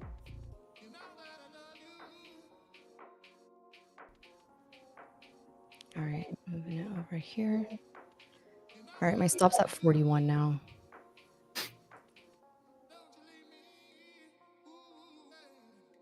Probably should have just kept it at 50 at this point because really this is where I want to see them continue down. Otherwise, we just hold here. I mean, your reason for trailing is just you're trailing it with the 9 EMA, right? Pretty much, yeah, but yeah, I should have kept it at 50. They're going to stop me out here. Yeah, just stop me out. What a trade, man. That was annoying. nice, though. I did not get a good feel on that, but 825 on the day. Got the fireworks in the morning. Right out of the gate. ES trying to hold its previous day high. This is the area that I told you guys we could try to see a bounce at, which we are trying to get here. NASDAQ didn't quite get to its high here.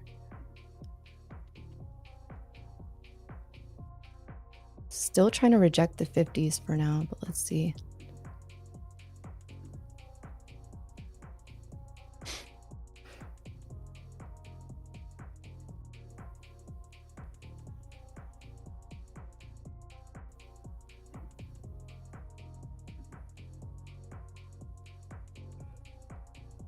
This is intense just watching. Not even doing anything. Yeah. Just seeing your stop loss almost get hit. Then Yeah, that's wild. boom, that red candle. That was fire. That was it data on that? I believe. Yeah, that's Chicago PMI maybe had a little bit of an impact. Yeah, ES holding its previous day high here, so be mindful if you're short. I think the next level that we need to reject here on ES is literally where we are currently rejecting this 40, 64.40. I think NASDAQ rejecting its gap entry as well is not a bad play. Yeah, chat, if you haven't already, smash that like button really quick for Miriam's banger trade and also Nick's banger trade, background Nick's banger trade. They're banking. Eating Nick- good today Nick got a great entry, it looks like. at the 90s. Very nice. Yeah, this is the area we need to reject here. I think if we reject the 40s, I might even take this on ES here. Looking at the 40s to possibly reject. The only thing is I would need to keep my stop, which is fine. I don't mind a 43 stop. But right now we are trying to get the push into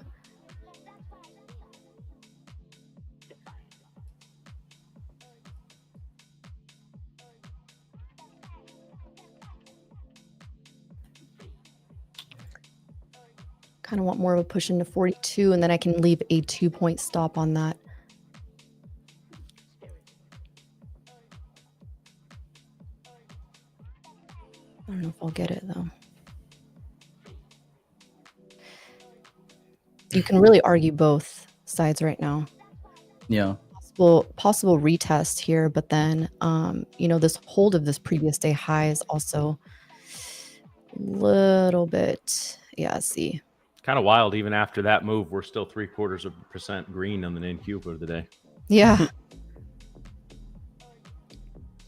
I mean, if you compare the move to the move yesterday at 3:45 p.m., still smaller.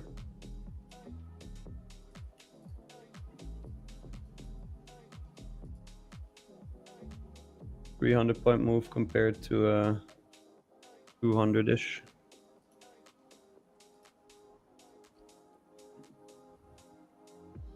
And now on to the TTV barcode. I feel like we need a segment transition for barcoding action. Mm-hmm.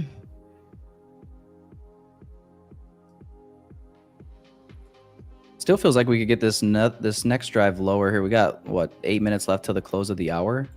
Mhm. Yeah. And we didn't quite get back down to equilibrium of either asset here. I'm wondering if we get another rollover here into maybe 10 o'clock, and then that's just kind of what I'm thinking out loud, I guess, before really being a bull here. But Yeah, starting to get some buying coming in here. I still kind of like this short, but only thing is the tail that we put on the last candle is telling me otherwise. Yeah. Set a stop at 48. Also, we did reject the 50-minute opening range low, to be fair. That's holding. 50-minute opening range is between 23,752 and 23,619.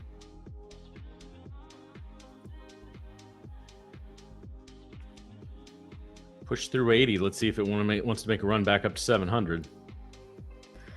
Yeah, pre-market low here coming up on NQ, and then ES did clear that 44. So I don't love this as a short anymore, especially that we held previous day high. Next line in the sand for me though is not too far. Let's see if we can continue above this 47, 46 area.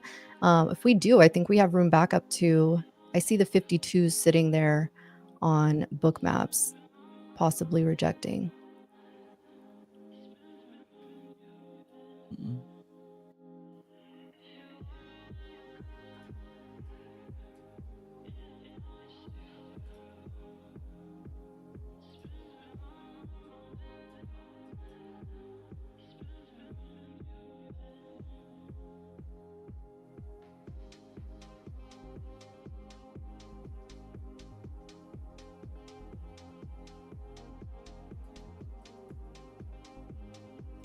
Now right back at previous day high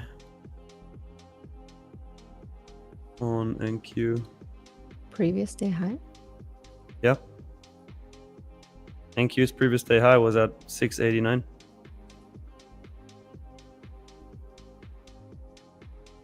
Why don't I see that? I don't know.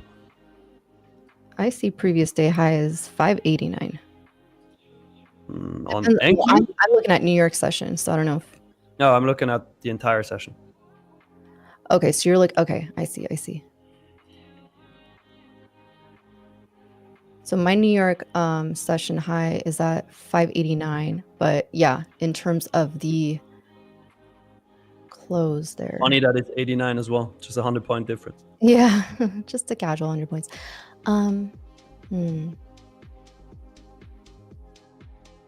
Tempted to take a short here on ES.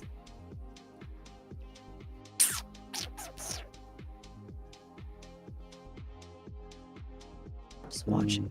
Now. Retest of London low on ES. An opening range high would be right above that. So if I did take this, I would have about a 3-point risk, but they are trying to push it, so just waiting.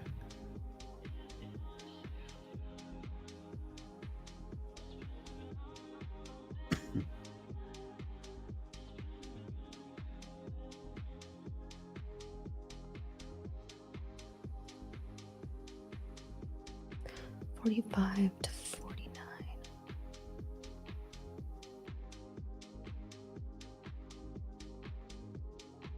Yeah. Tyler, what do you have on your watch right now? Anything that you're seeing or waiting for? Yeah, I'm looking for this potential last push for lower here to rebalance to equilibrium of the range from yesterday. We are hitting this first presented fair value gap in regular trading hours here on the 9:31 a.m. candle right now, also inside of a higher time frame 5-minute imbalance here. It was created. So really, if we're going to see this continuation come in, I would like to see it potentially around the top of the hour here. And I'm looking for like this gap here to be inverted to then play short down towards recent low and into the 600 area. If not, I think we're going to probably have to start considering upside here. Yeah. This is kind of the thought process for now. Mm-hmm. It's definitely looking like it. Yes, pretty much taken out its whole move here. Taken back.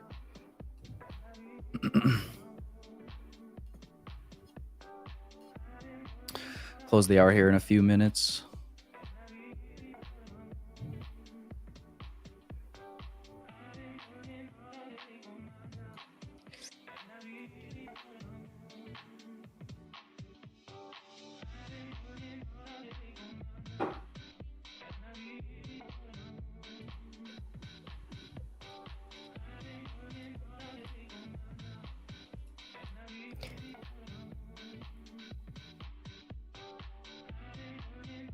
Making that strong push above the -1 standard dev band here on the NQ.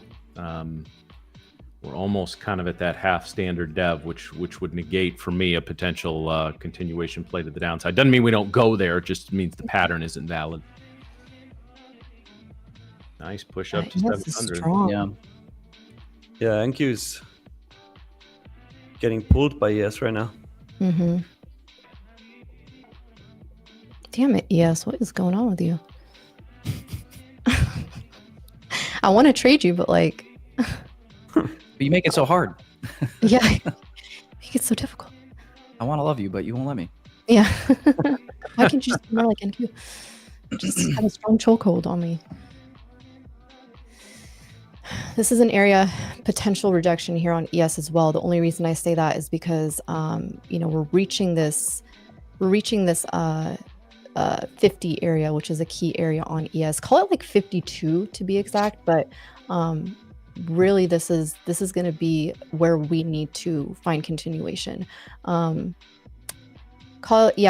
would say if we get the wick up above right now, you can see right here on the 5-minute, really nice reoffer we're getting here, because this 5-minute is, or I'm sorry, this candle right here, we got a nice little basing candle, and then we got the push down, which we did retest the top of that wick right now. So what I'd be looking for is a possible rejection here, and then continuation back down, probably to the 40s or low 40s. So this is what I'm looking at. But also, we need to hold above opening range high. Otherwise, this is just like a volume tail that we got in and a possible rejection. I am tempted to take this as a short, not going to lie, only because my stop would be about 2 points on ES. However, I would need a little bit more of a push into the high 50s in order to get that, which we did attempt to do. And now we're getting a little bit of a retrace.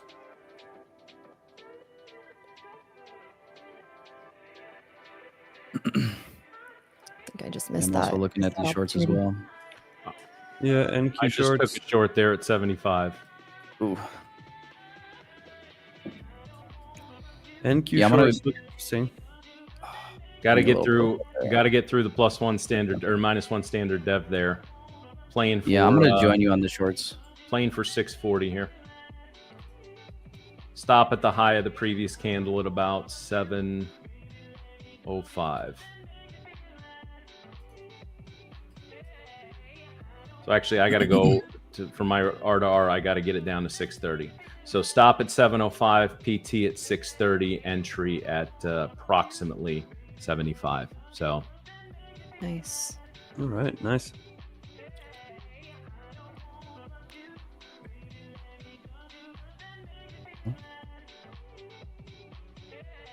Almost forgot to set a stop loss there.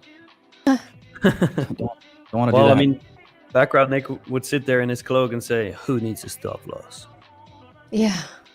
You don't."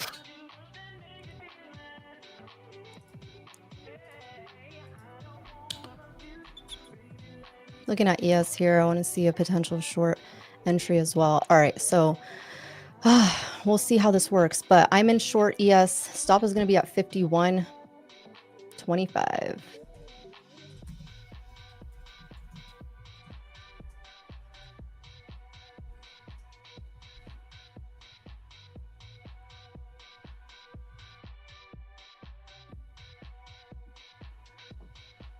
So wait, are there 3 of us in shorts right now?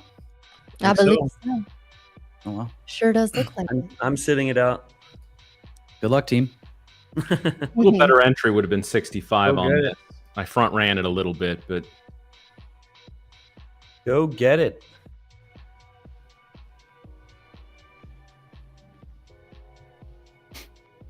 What is your target on these? Mr. T, stop losses for DJs.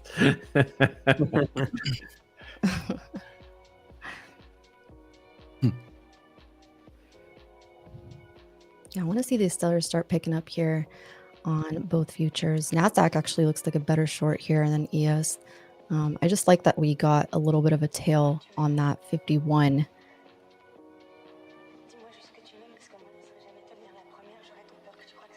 And then opening range high still needs to reject here.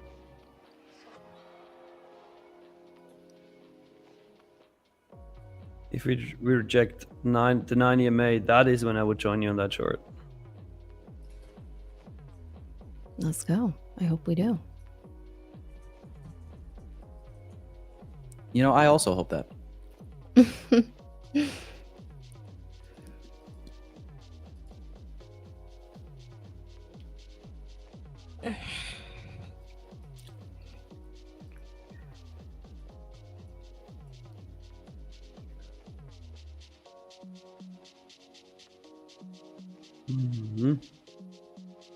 Interesting. Interesting.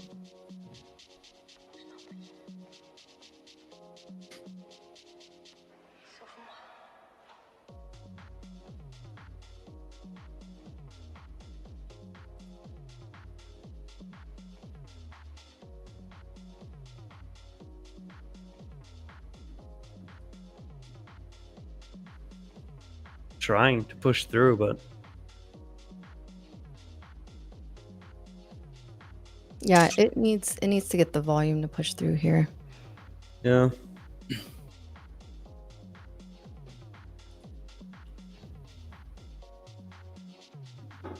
Well.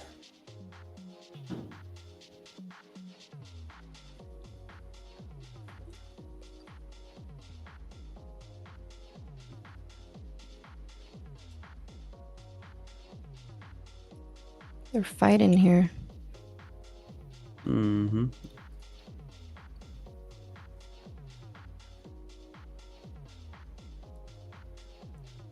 I love how everybody's locked in now on the charts. Marbles. Quiet.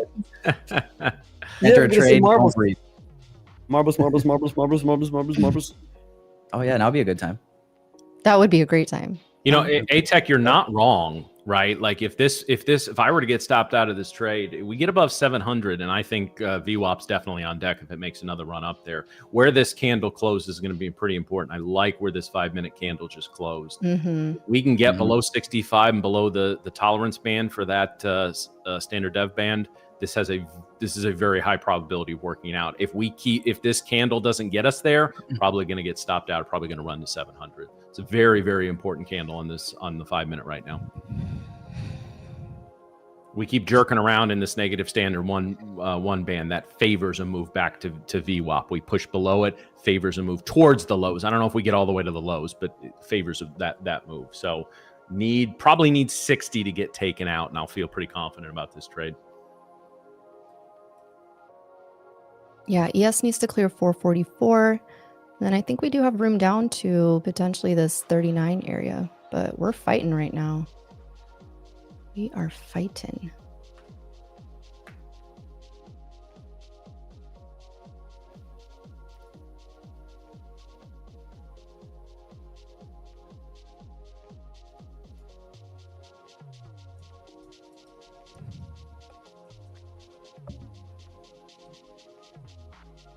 It just doesn't want to push.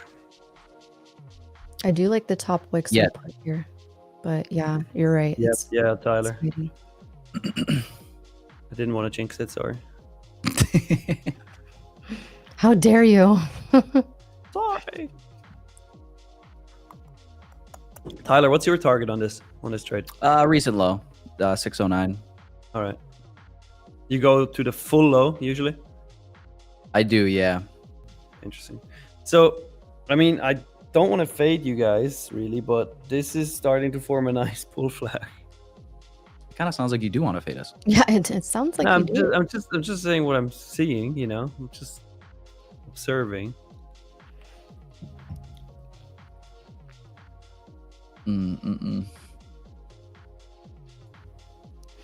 Yeah, not looking too great. That impulse wasn't hot. I want to see these lower highs get put in here. They are bidding it.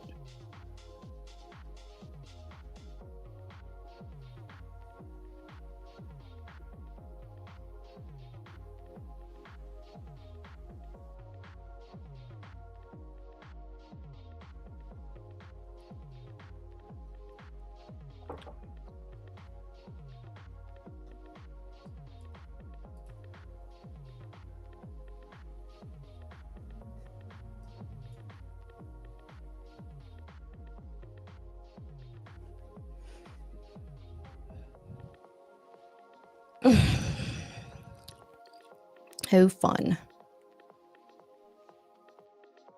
What do you always say? Oh, jolly. Oh, jolly.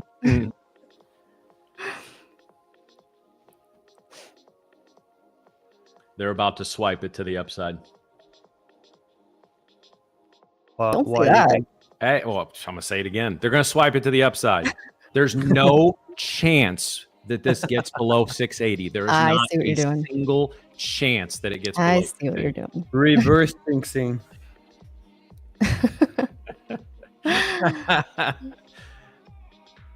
It's great.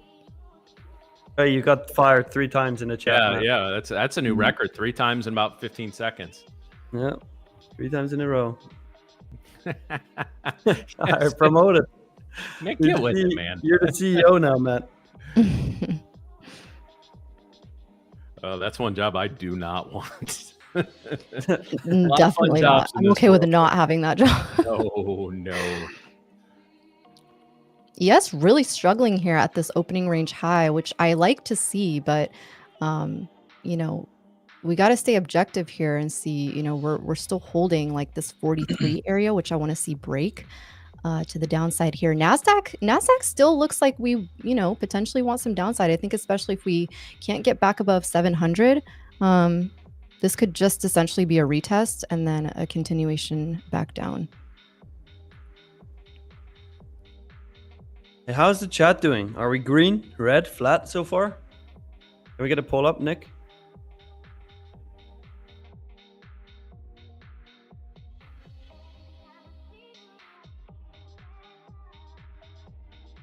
They're bidding these 45s on ES. I want to see them break.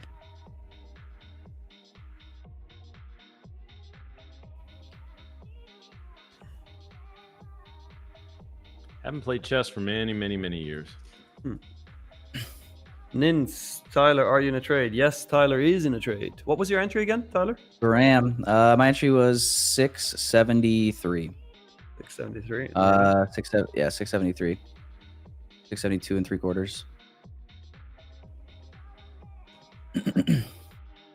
Well, the nice thing is when these shorts play out, it's not just going to be the best feeling ever because you know, we sat through the drawdown. We didn't get we didn't get scared. We didn't paper hand the trade. We held on. Yeah, no, this is a trade I'll take 10 times out of 10. I don't give a shit what the end result is. And again, we focus on process. Process leads to profits. Yep. You pay the stop loss to do a job. And it'll do its job. Yeah, that's it. That's true. Yeah, it's very true. Can't trade scared. Trade smart, but not scared. Lots of fighting happening here on the maps. And so those market makers, man, they said, hey, the Tradeify team is a lot of them are short. Let's spike the markets. And then somebody else said, no, let's barcode them around for about 20 minutes. Let's just consolidate right here. This seems like a great spot. But I don't know about you, Tyler. Those are the trades that for me can be more frustrating, right? Like stop loss, like you said, stop loss are there for a reason. Losing trades are part of trading. If you're scared to take a loss, it's the wrong business for you. But it's the ones where, like, if I'm wrong, I want to be wrong pretty quickly, right? Yeah, I don't want to be wrong 30 minutes later. Right.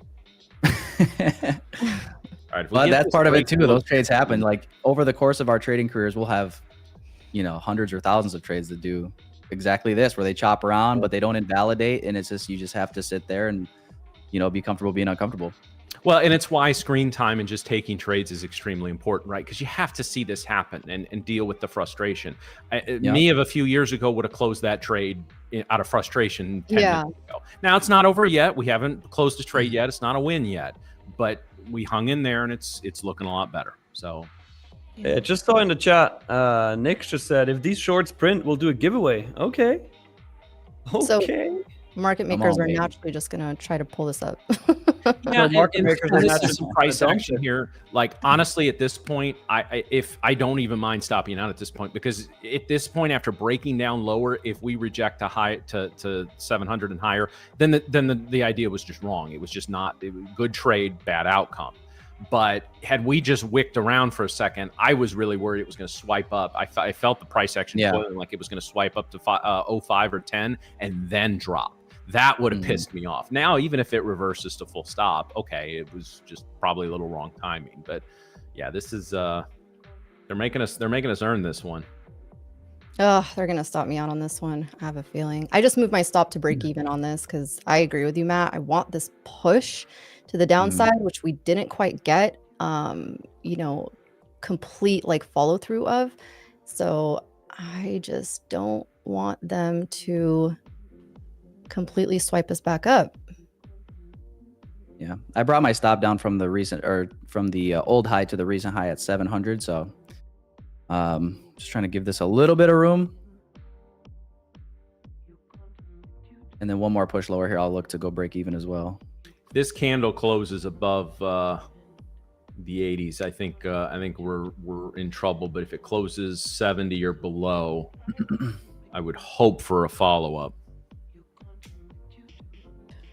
My stop is set. PT is set. I ain't touching it. So we'll see. We'll see what happens. Let's see. The risk to reward on this is decent. It's just like,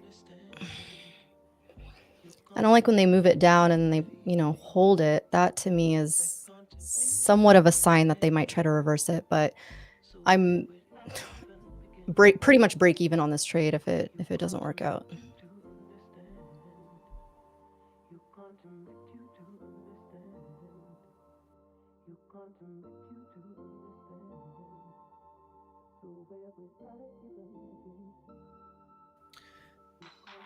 They're making you work for it today, all of you. Every freaking time. Your first trade. I blame your market maker, Miriam. Honestly, he's out for me. He's been out for me. Is he here? Mario S? Oh yeah, he is. Mario S in the chat. He's Mario S? He's Miriam's market maker. We know that already. He is, actually. He is. You rat. You just stopped me out. Watch him stop me out and then pull this back down. I hope he does for you guys. But just got $20 on that. He's just sitting in the chat saying lol.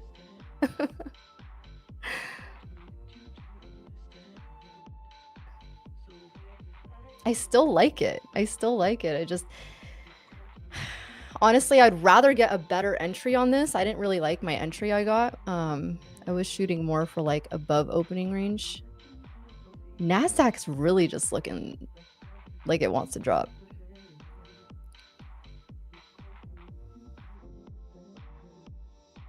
Well, I agree, and I'm not changing my thesis on the trade. The only thing that concerns me is we cannot sustain below the -1 standard deviation.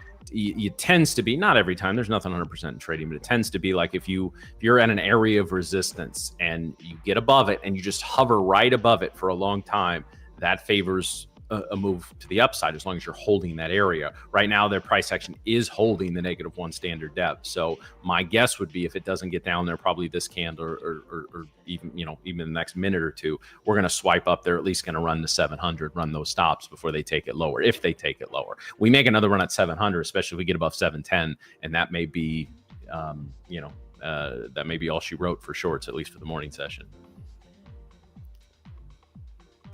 Still like it. I still like it.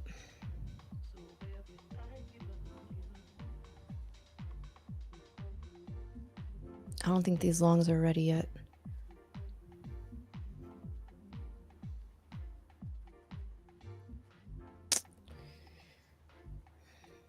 Yeah, hands off the mouse, let it play.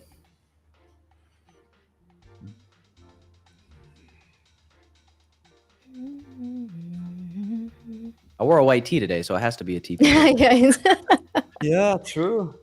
True. Give him his profits. He deserves it.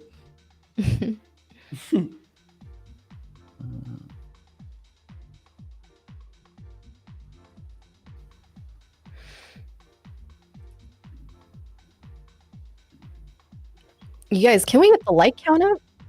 Yeah. While we're sitting in these trades, let's get the like count up. And hopefully we get these shorts so we can do that giveaway. Oh yeah. Let's do it. Smash that like button if you haven't already. And while you're at it, also smash that subscribe button. We've been stuck at that 18,200 for way too long. Not used to that. I'm getting uncomfortable at 18.2. Get it to 18.3. Come on.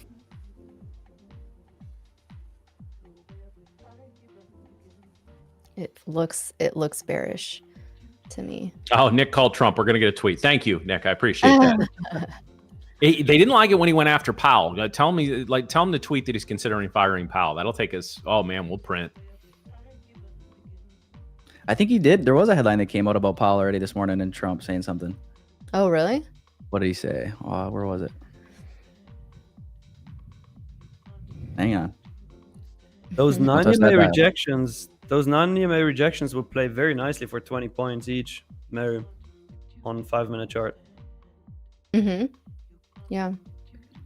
40 minutes ago, Trump says Jerome Powell is, quote unquote, too stupid and too political to be the Fed Reserve chairman.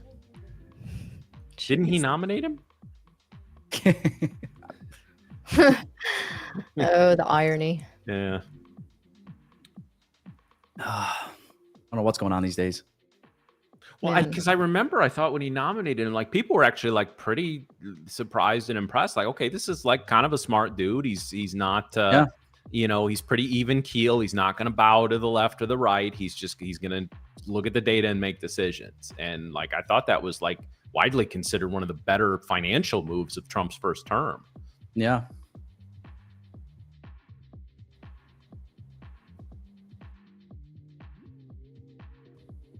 Yeah, it's been interesting. I mean, I feel like a lot of people you talk to feel like Powell's done a pretty damn good job too. So yeah, and for that sure. seems to be one of the few things. Like if you talk to unfortunately, even our finances seem to be becoming political now in terms of like where you get your financial. But yeah, I've probably seen. I don't want to say universal, especially not recently, but a lot of praise from both what you would consider conservative and liberal economists, commentators, etc. That Powell has really executed a soft landing from a very, very difficult situation that was, you know, between COVID and, you know, the run up in inflation afterwards. So, you know, we're not to say everything's perfect. It's definitely not, but we're doing all right.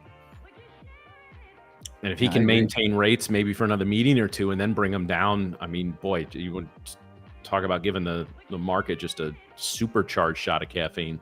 yeah, I saw a headline that came out yesterday after the Powell press conference that I don't know, I forget the source where it came from, but it was that we're talking about possible rate cuts by September. Mm-hmm. So I think the Fed watch tool, we'll pull it up when we're out of this trade. I think it favors I think it was at one point about a 60% favorability of a rate cut in September. Yeah. Here comes the selling. All right, come on, NQ. Give him that flush. Do it. Give him that flush. We've been loyal to you. It's time to return the favor. Okay.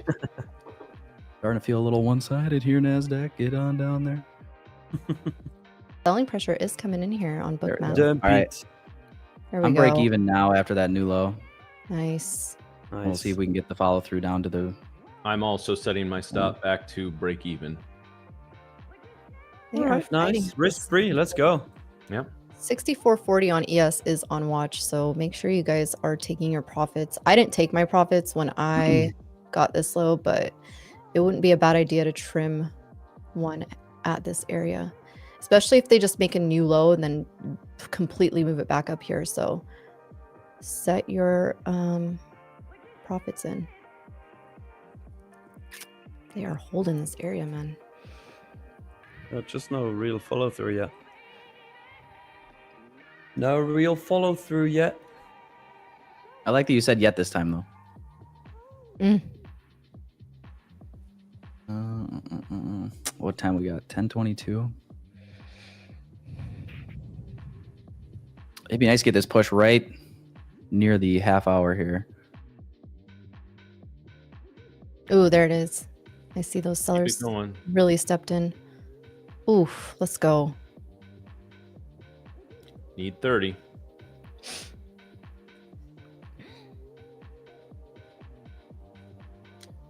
Not a huge order, but a decent sized order sitting at 625. So if they go and clear that, I'm good. Yeah, damp. Damn Pete.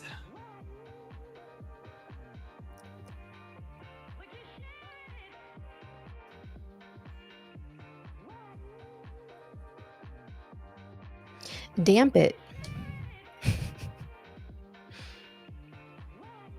Background Nick Come on, wants Mario to see the S. sellers. Mario S, we need you to talk to your market maker friends here.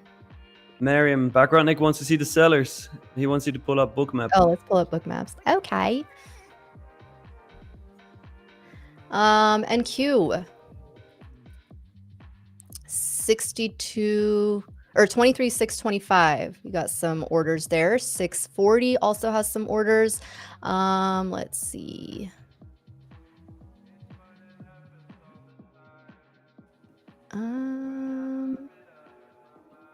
I think if they start pushing this back up above 75, be careful. Well, that's my break-even stop loss. So if they do that, that sucks. But, Yeah. you know, again, you risk off, you risk off. Yeah. So 64, 23,640, and then 625. And then you got 610 down here with some nice orders. But 625, I think, will be, well, that's literally where opening range low is also sitting. So just be mindful. We do have a lot of volume sitting there, like a lot of orders. That 625.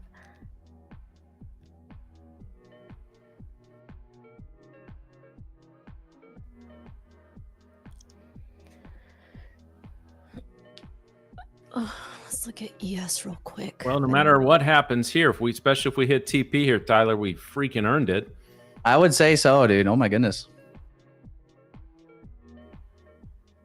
Yeah, sat through. When was entry here? In a minute. 10 a.m. basically. Yeah, right at the top of the hour. We've been in this 25 minutes and counting. Rather long trade. We literally got that initial dump right off the open and then started barcoding. We get a surge back below 50. I think we're looking pretty good. I don't know that we're going to go make a bunch of lows or crack 600. We might, but I do think if we're going to get back below 50 and especially below 40, I think we're going to go test the 10 to 20 area again. I think we get this sell here to the 25s.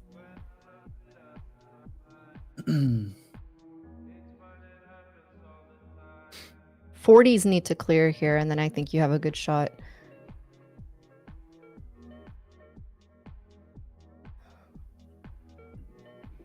Bear in mind, we're still within the 50-minute opening range. Yeah, we need to damp it. The opening range low is at 620.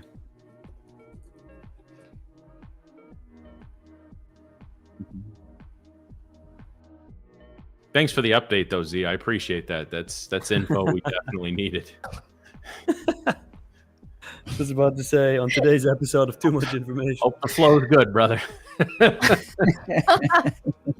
Well, it should definitely dump it, though. Doing my stuff. That's funny. Getting some selling coming Hey, in. if we go to 600, Z, you can't come out of that bathroom. Turn your speakers up really loud and listen to her. Bring your phone. I guess that's what you call shit happens. But Yeah. All right, we're close. Close to that 630 TP. Give it to me. Yep. Ooh, there it is. You got it. I'm out. Nice. Boom. Nice, Matt. 625 on deck here. Look at those orders. Trailing stop that's up to beautiful. 653. You had You can get to this wait final for push. that, Matt. Yo, son of a bitch, did I? Let me find what the P&L is. Well, Nick's got it in the background. 884.24. Nice. Let's go. Nice. All right, now I Ooh, can getting a officially lot of say, man, selling fuck these coming in guys. here. Tyler's still in 10:30 it, incoming right? here in a few minutes. Opening range just got tapped. Yep. Still holding. Does look like a nice H pattern setting up though, but possible also double bottom, so be careful. I think if we clear the 20s, we could have a good shot at the previous day high.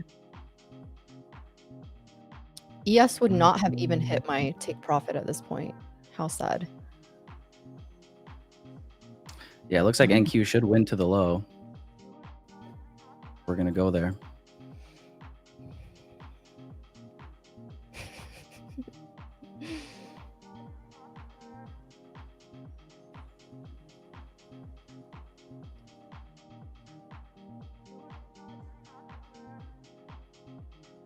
Oh, Matt. Did you bottom tick this exit? I hope not, Matt. for your sake. Oh, this ain't my fault, man. Everything else in this fucking show is my fault. You can't blame me for this. You're the market maker now. No, this is Miriam's market maker. We've been over this. Oh, my It's goodness. Mario. It's Mario, yeah. Sorry, Mario. You shouldn't have told us you're a previous market maker or current market maker. I don't know. He's your current market maker, Miriam. He wasn't quite as good at fucking the retail traders as the other ones. That's why he's not anymore. That's great. Napo Spen, got your payout today. Golf clap, sir. Nice. Love it. Oh yeah, Tradeify. Yeah, that's yeah. Yeah, that's Oh, true. they pay out, huh? Oh yeah. Oh yeah. You guys hear when I do this? Hey. Oh, you do? Okay. I don't know I if you guys do. heard that or not. I don't know if the chat Hopefully they did did. on stream. Da, da, na, na, na, na.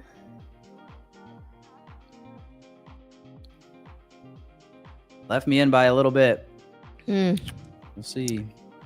Don't love that we close back above this gap, but Well, speaking of payouts too, guys, just a reminder, this is the last day of the July sale. So make sure if you guys have any accounts that you need to get, or, you know, whatever you got to do, resets, today's the last day of that sale. So head over to tradeify.co to get your accounts. already the end of July. It's wild. Isn't it though? Yeah, we're 7 months done with 2025. Feels like New Yeah. Year's like 3 weeks ago. Isn't that always the case? Always in June, July, it feels like, damn, Mm. it was yesterday. New 30-minute here. Oof. See if we can get.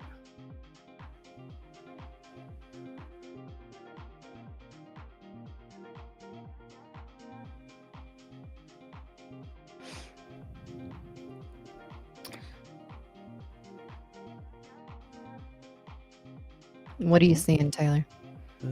I mean, I do think we still get this drive down. I mean, it's kind of iffy right now if I'm going to get wicked out in profit on this.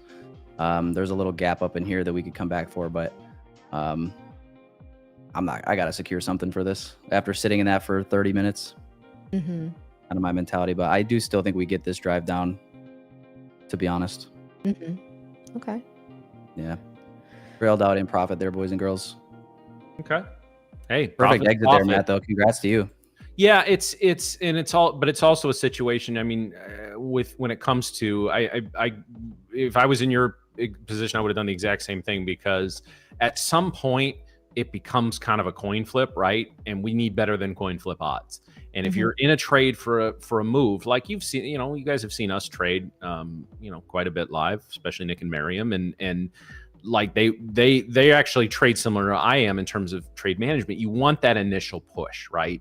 You really want to catch that move right as it's, even if it doesn't push to your PT right away, as nice as that would be, to get to the point where you can manage that risk from the very beginning of the trade. So one of the issues I've had, guys, even on this show, is sometimes I'm moving to break even or adjusting my stop a little too quickly. So I've tried to be a little bit better with that, but.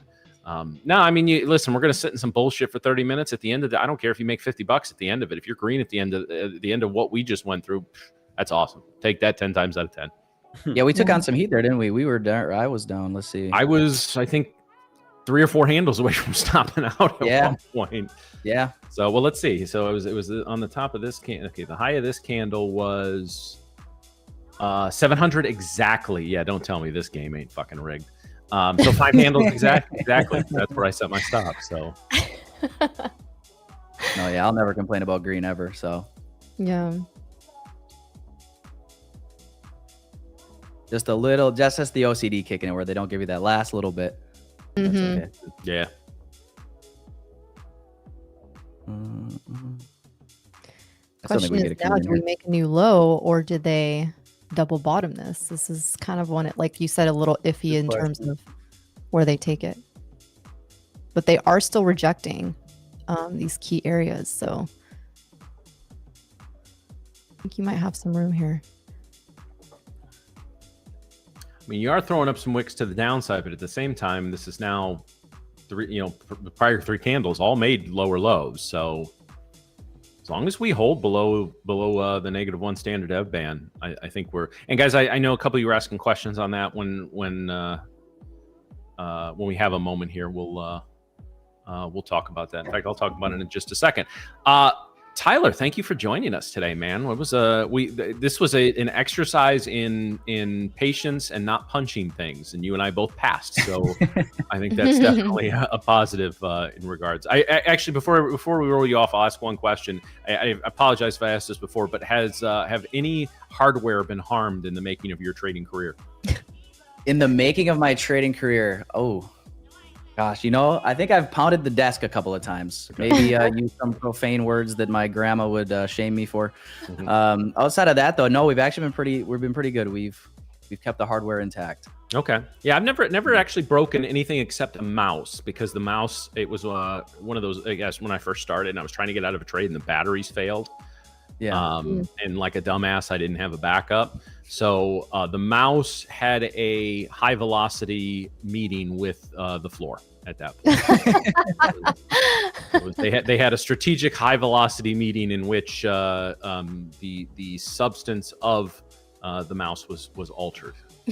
You know what I've always thought this. I'm like, gosh, that's got to make your day that much worse. Let's say if you get really angry, you break your laptop, you break a monitor, you break something. Now it's like, after blowing an account or something or losing a trade, now you got to spend more money to go replace it.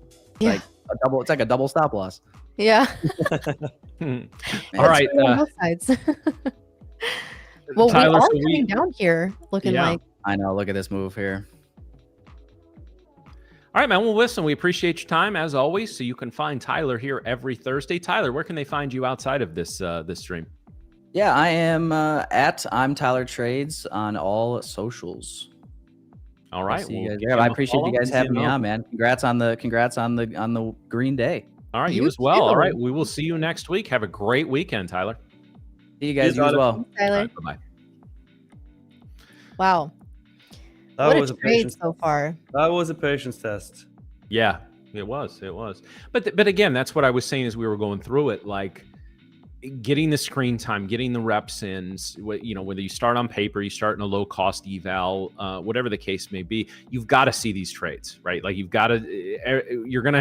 need to get to the point where you've had 100 trades, go straight to your profit target, no drama. You need 100 that go straight to your stop loss, no drama. You need 100 that do this and do that. And then you need some that like just drive you up a freaking wall. And this was one that did, but we set our risk reward, we set our stop loss. What turned out to be an intelligent area, right? I thought about setting it right at 700, or sometimes what I'll do is if 700 is a key area, I'll put the stop at like 695, right? Because I figure if we're going to hit 695, we'll hit 700. If we hit 700, we're probably going to at least pop a few points. But we stayed with previous candle high on that, and it worked out. So sometimes it will, sometimes it won't. But like I said, you got to get to the point where you see just about every kind of trade play out. And after about a year or 2 years, especially if you're trading actively 3 to 5 times a day, or I know some of you degens are way more than that, you're going to see just about every kind of trade there is. And it's just a matter of then reacting and et cetera. But all right, I did want to just, while we're here, somebody was asking about the standard dev tool I have. So I'm going to zoom this chart in pretty tight here. Matt, before you explain that, Nick did promise that if these shorts print, that we are going to do a marble race. So okay, let's set that up first. Let's set the keyword in, and while they're doing that, I'll talk about the tool here. Yeah, I'm just about to set it up with Drew. As soon as he confirms, I will let the chat know. But we're gonna do a marble race for a 50K Lightning funded account. All right. So the rules are as usual. You have to like the stream. You have to subscribe to the channel. And once we drop the keyword, you only type it once in the chat, not twice, not 3 times, not 4 times, because you are gonna get disqualified if you do. Okay.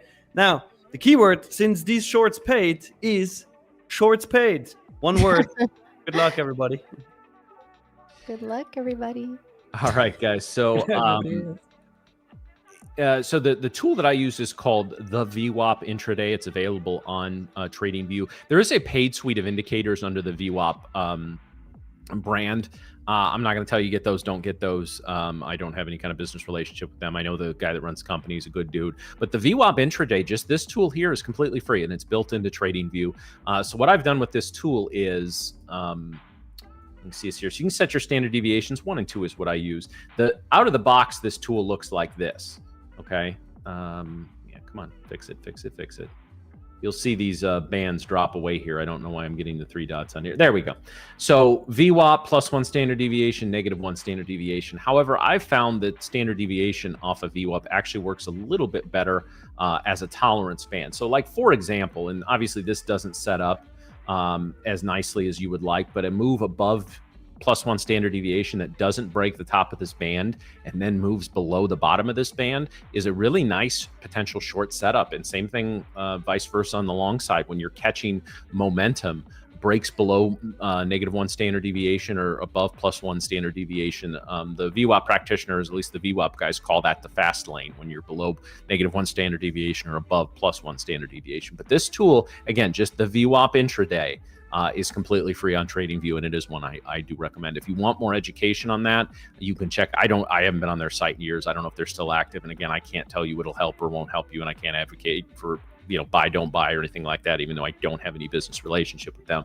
But check it out, guys. There is, I know we slam a lot of the BS that's out there in this industry, but there are a good amount of people that know what they're doing, that whether they offer pay products or they don't, or whatever the case may be. Do your own research, do your own due diligence, but this tool is completely free. Highly recommend it.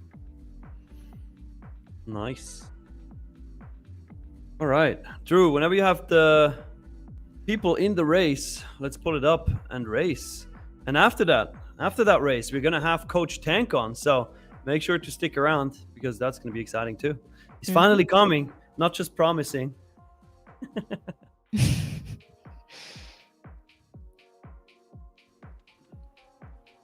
Dooby dooby doo. Exactly, Matt. Exactly. I hope we have a high death rate marble rate. I want to see them marbles flying. You were devious when it comes to those marbles. Oh yeah. You know it.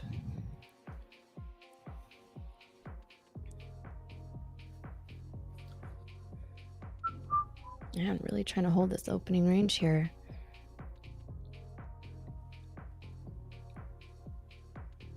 Still haven't gotten a setup besides the one that was 2 minutes before the open. Yeah. Dang it. We just gotta start reading the open now. Yeah, seems like it. All right, we have the marbles. I mean, let's drop them.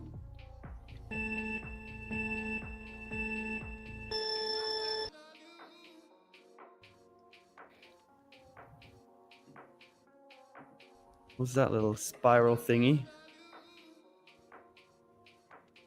Background, Nick, are we short? Are we shorting the race?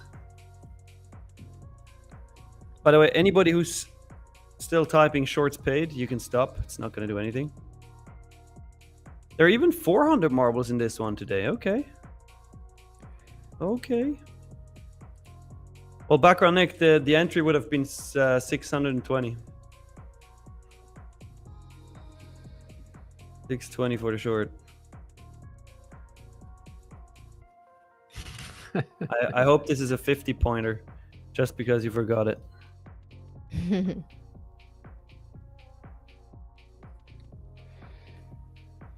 That reminds me of a sunflower, Miriam. Oh boy, here we go. You know. You were. I said when you told that story, I was like, she's gonna regret that. Oh man. Hopefully not a lot of people remember that story, but all right, that's a 10-point win. 10-point win on the marble race indicator. Let's go. That will go into Tradeify TV lore. Yeah. Yeah. All right, we also got the winner. Teaming with T. You just won a 50K Lightning funded account. Make sure to type something in the chat. So we see you there. Congrats. Yeah, when they write the book on us, when they write Tradeify TV, how 3 questionable individuals took the top TV space by storm, one of the prologue things will be the sunflower. So not questionable. Yeah, what do you mean, Matt? when 3 morons became the biggest stream in the prop space. Yeah. Perfect. Yeah, there we go. Hey, teaming. All right, so wait a second. Teaming with T, you have to claim your prize. Type something. Please. Please, yeah, I got to get into the mood of having Coach Tank on, yeah. Got to get some tea, get the little pinky finger up. It'll be a good time, yeah. All right, we'll wait for him to type in, but we got to get Tank on to respond to that. So, so ladies and gentlemen, it is Thursday, and you know what time it is. It is time for our resident mindset coach, trading coach. If you ever become a live Tradeify trader, and we want that for all of you, you will get to work with this man both one-on-one and in small groups. He can make anything sound nice because of his wonderful accent, and so we love having him on as much as possible. Ladies and gentlemen, let's have a little golf clap in the chat for Coach Tank. Love it. Wow. Here we go. Wow. Wow. If you were on our time zone, Coach, you'd be thinking, "Oh, it is too early for this shit." Yeah. Yeah, it's Thursday. I'm going out for a nice meal today, and I'm already thinking about the red wine. But morning, everybody. Hope you're well. Nice to see you. Yes. How are you? Yeah, not too bad at all. Apologies for stop-start on a Tuesday and a Wednesday today. Stop in the end, didn't turn up. But yeah, it all went a little bit Pete Tong, as we say here in the UK. That's actually Cockney rhyming slang, Pete Tong. Anybody? Pete Tong, wrong. Yeah, that's how Cockney rhyming slang works. Pete Tong, wrong. So it went a bit wrong. But yeah. Learn a Cockney rhyming slang. It's always a bit of fun. But, Yeah, there you go. Yeah. I got called a lemon once when I was out in town. Yeah. And I was thinking, a lemon? What's that all about? And I said, oh yeah, this Tank is a bit of a lemon. And I thought they were taking the piss. But actually, lemon squeezer, geezer. So to refer to someone as a lemon actually is lemon squeezer, geezer. So they're referring to me as a bit of a geezer. Interesting. We learned something. Yeah. Cockney rhyming slang. That's how it works. Very, very peculiar. Because actually, when you work in the city, when you work in finance in the city, there's a really lovely sort of collaboration of what you guys would call Ivy League schools, we'd call red bricks, sort of top university graduates, and 40 to 50-year-old old school traders. So you'd have traders that worked in the city 20, 30 years ago, straight out of, 16, 17, 18 years old. And they mix with basically the Cambridge, Oxford, the sort of top university graduates. And it's really quite amusing because you've got these sort of 50-year-old bankers and they all talk like that. And they all talk, they'll swear every other word and they use lots of Cockney rhyming slang. And then you sort of mix them up with the sort of top university grads. And it makes for a brilliant Friday night. Put it that way. Nobody understands anybody, basically.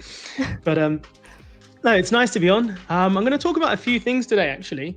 I got a couple of things that I did want to talk about. I wanted to start by technically reviewing something that we spoke about last week, because I wasn't on since last week.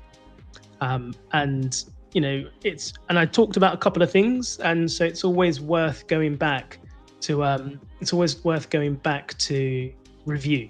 There's no point making a point or making an assumption or something like that and then not going back and reviewing it. So always worth, if you kind of put a note on something that you're just testing, leave a note up so that you always go back to it and check it. Otherwise there's no point. So you can learn from every single trade you take, by the way, guys. Yeah, you should be able to learn from every trade you take.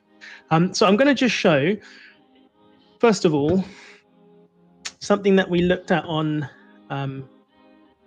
the S&P. Is it all right if I call it the S&P, or do I need to get used to calling it ES? Well, That should be fine. I think it should be fine, yeah. I mean, everybody will. If I said S&P, everybody knows what that means, don't they? They should. Yeah. Fucking hope so. So the S&P. I'm just going to share something very briefly, and then screen this fellow. Right. Learn something new every day. Oh yeah. There you go. Cockney rhyming slang. Okay, cool. So hopefully everybody can see this. And this was something we spoke about last week, if you remember, how to identify targets when you're going into no man's land, i.e. all-time highs.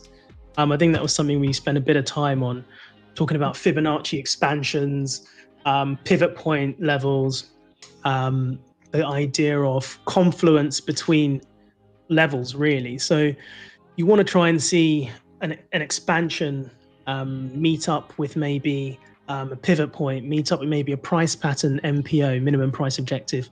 But something that I mentioned that's quite relevant when you're trading into all-time highs is a concept of round numbers. We spoke about round numbers. Traders like round numbers. Humans like round numbers. Yeah, everybody likes to go to 5 or 0. People feel uncomfortable if you said that you're 7 minutes away. Yeah, from experience, people get uncomfortable if you say 7 minutes. Prefer 5 or 10 or 15 or 20. So it's similar, that's just human psychology. And so round numbers were rather relevant. So we were looking at ES, if you remember. This was about Thursday. Yeah, here we go. So this is bang on Thursday last week when I was on the show, and we were talking about how does one identify a sort of, potential target if you were considering going long. Where do you think it might go? It doesn't mean you buy it now and hold it to that level. It's just an idea of where it's going to possibly get to over a period of time. Yeah, and we're thinking a little bit higher here. And remember, the way we did it was very simple. We had this ascent, very clear trend in market, higher highs, higher lows, and ascent, clear consolidation, a sideways market. And then you're looking for, ideally, just technically, you're looking for a top side break, a bottom side break. More often than not, you'll get a top side break, continuation of the previous trend. So all we did was plot the extension of this move up and projected it from this low here. Okay, so from there, we projected it up to that little region there. It was also rather close to the 50 level. Okay, so we can see that there. We had a bit of confluence, the continuation of that previous move. It just expanded up from the consolidation, from the low, not from the breakout, mind you, and in line with the 650. So potentially that's where the market might go. We're going into no man's land. You need an idea. You need some sort of reasoning. And I think fair enough. It was a fair enough target because this is what the market did in the end. Did consolidate again, and before getting lower, I know this is not the time frame that most people trade, but the logic is there, and that's what we did. We hit that level, 650 level, in line with our expansion of the previous move, bang on, and not just bang on, it rejected at it. Okay, so the point I'm trying to make is, I didn't trade it. I don't think anybody traded that, but the point is you want to try and use that information to say, okay, if I'm going to look for little targets going into the unknown, there are methods that I can apply that increase the weight of evidence. Now, I think it's important to also talk about the flip side where it doesn't work. Okay, I'm not going to always, I don't always smell of roses. And so I think the idea is to have a look at something like this. Not in that time frame, I'll put it back in the 4 hour. So if you remember right, we had a look at the Dow on the 4 hour. And can you remember the price pattern that we were looking at? Little cup and handle. Okay, so usually cup and handles utilized on a larger time frame and hourly minimum for a cup and handle. And that's what we had. So we had the move up, we had the failure at the level, failure again, it came off, formed the little handle. So there's a little ugly cup, formed the little handle. The MPO, the minimum price objectives, is the depth of the cup projected from the breakout. Stop loss behind the handle, target up here. I also looked at the 100% expansion of this move. So if you did a fib expansion, it would just simply be there to there, 100% that. We also had it bang in line with the 46,000 level. So that was the longer term target, and you can see it failed. Okay, and there is something to learn from that. And I think the simple thing to learn from that right now is markets are being driven completely and utterly by fundamentals. Okay, we know that there's so much information coming out every day, whether it be from the Fed, whether it be from Sir Trumpleton.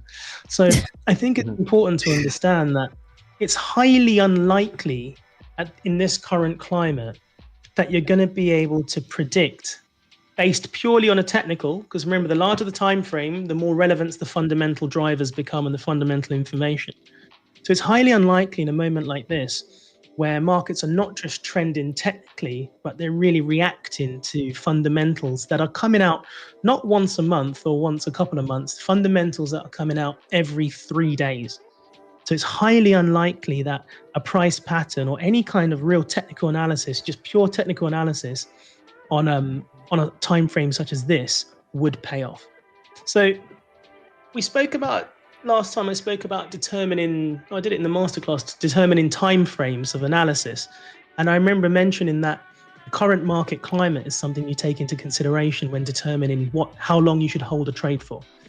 And if you're in completely choppy waters, in the sense there's so much information coming out that can 180 the market, it's highly unlikely that you'll be able to survive a move like this on this kind of time frame. Now, you might be able to survive a move for 6 months.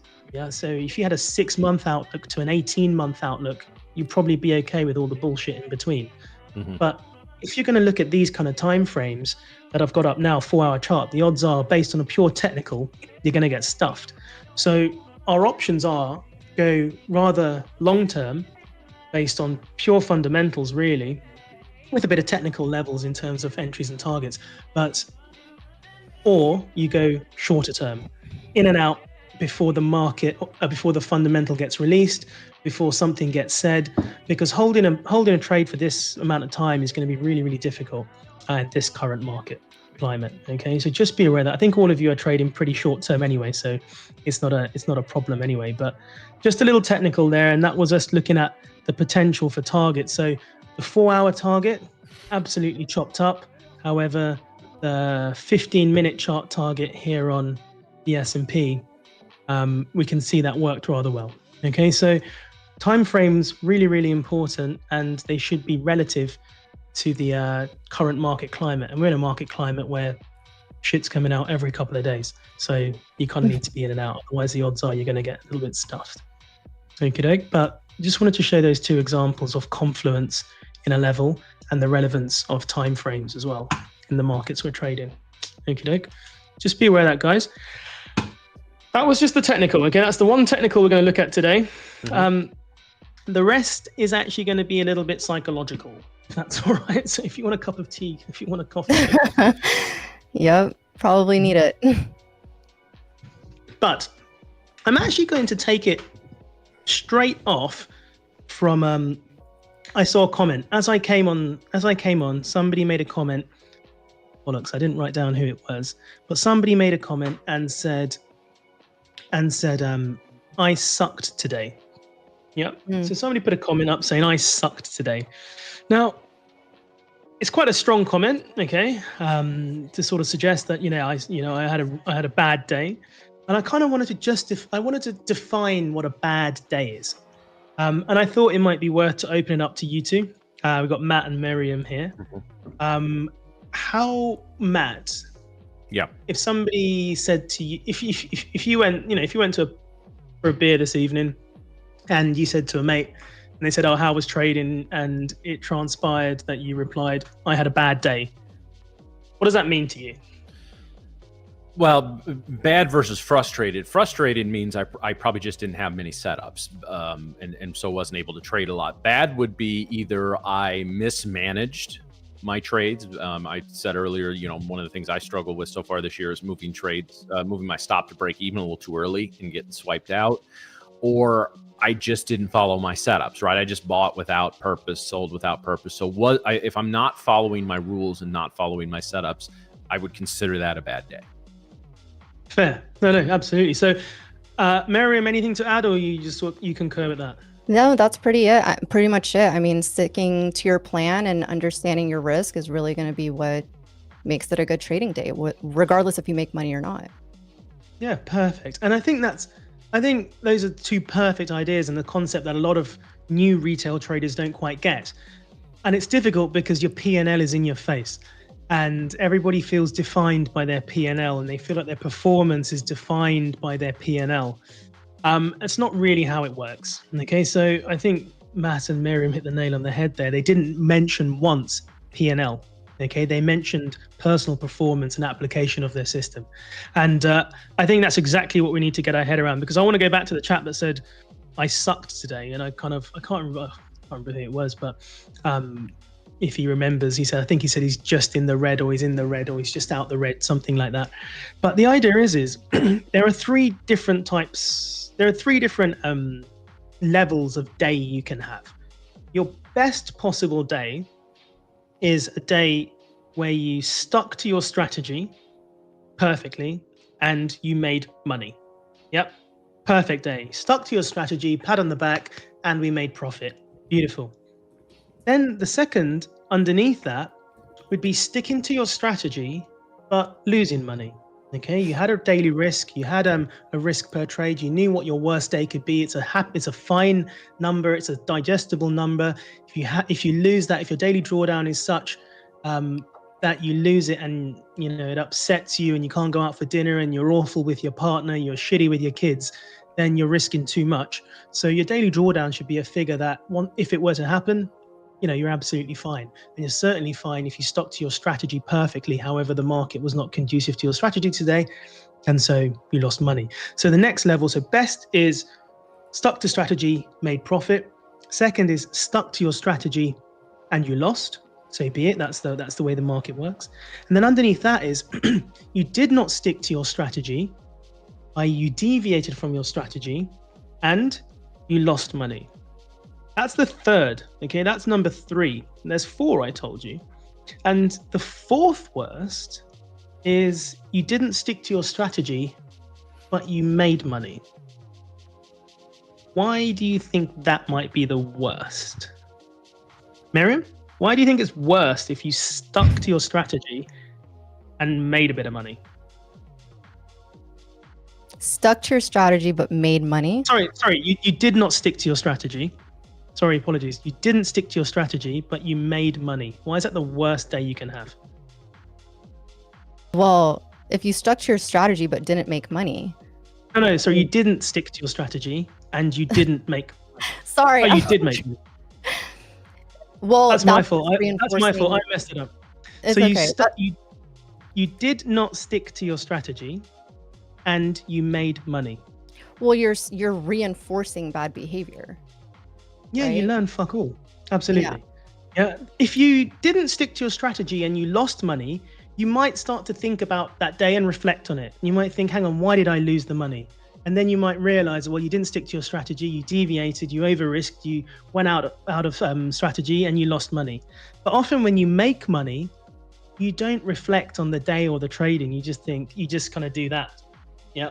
So the worst day is a day where you didn't stick to your strategy and you made profits because you essentially learn fuck all. And what that could do is it can put you in a position whereby you might get a false sense of security and you might make bigger mistakes going forwards.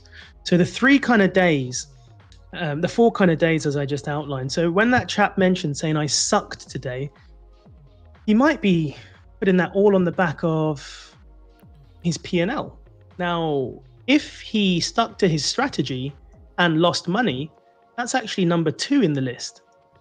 Yeah, and that's not him sucking today. That's just the market's not working for him today. Coach, I want to jump in just a second here. Nick, you've got something going on, right? Yeah, I was just about to say, I just entered a short on the 1 minute here at 5:54, just so we can pull up the chart really quick. Sorry, Coach, didn't want to interrupt. All right, Coach, go ahead. Good, go for it. Guys, when you're trading, trade, absolutely. Yeah, I'm also in on this short, Nick, with you. I also want to say across the news feed, White House official says tariffs will snap back to April 2nd levels at 12:01 a.m. tonight for any country without a subsequent trade deal. Trump has also apparently told Canada any recognition of a Palestinian state will kill the trade deal. So just that may be why we're dropping a little bit. We'll monitor these, but Coach, go ahead. Yeah. So, I mean, that's the idea. And, this guy needs to understand that, you don't judge yourself purely on your P&L. It's also performance-based. And that's something that you can take from elite athletes, for instance. Okay.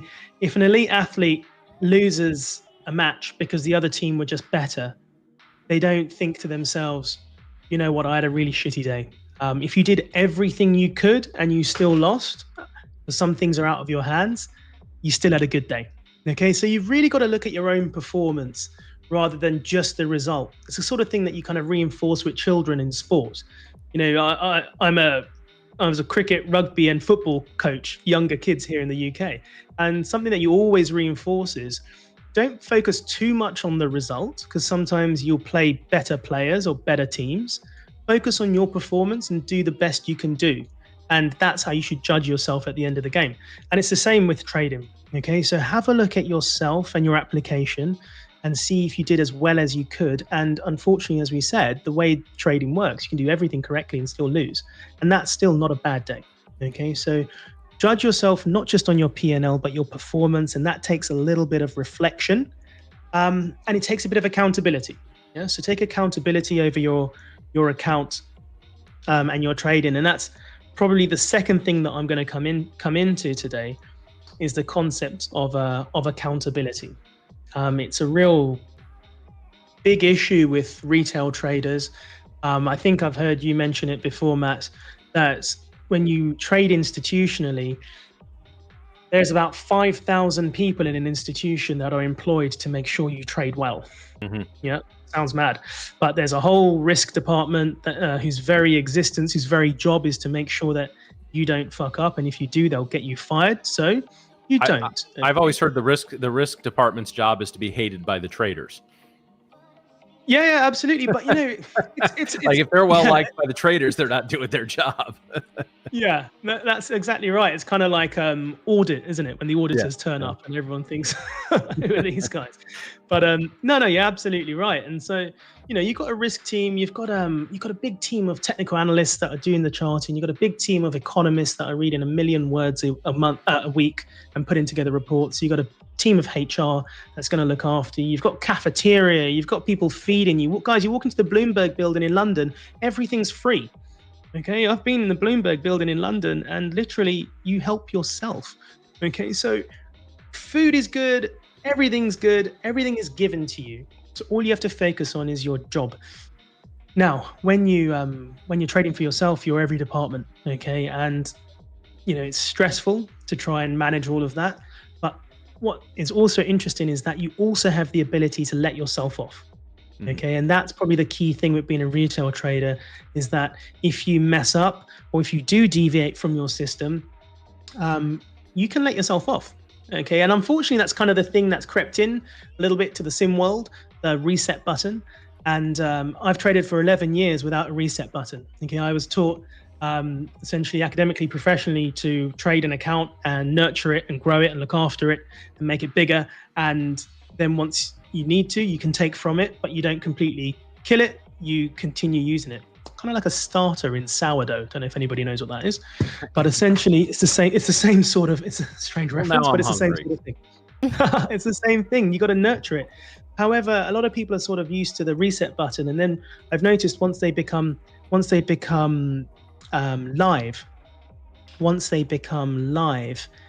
they struggle with accountability. Sorry, Joe. Once they become live, they struggle with accountability.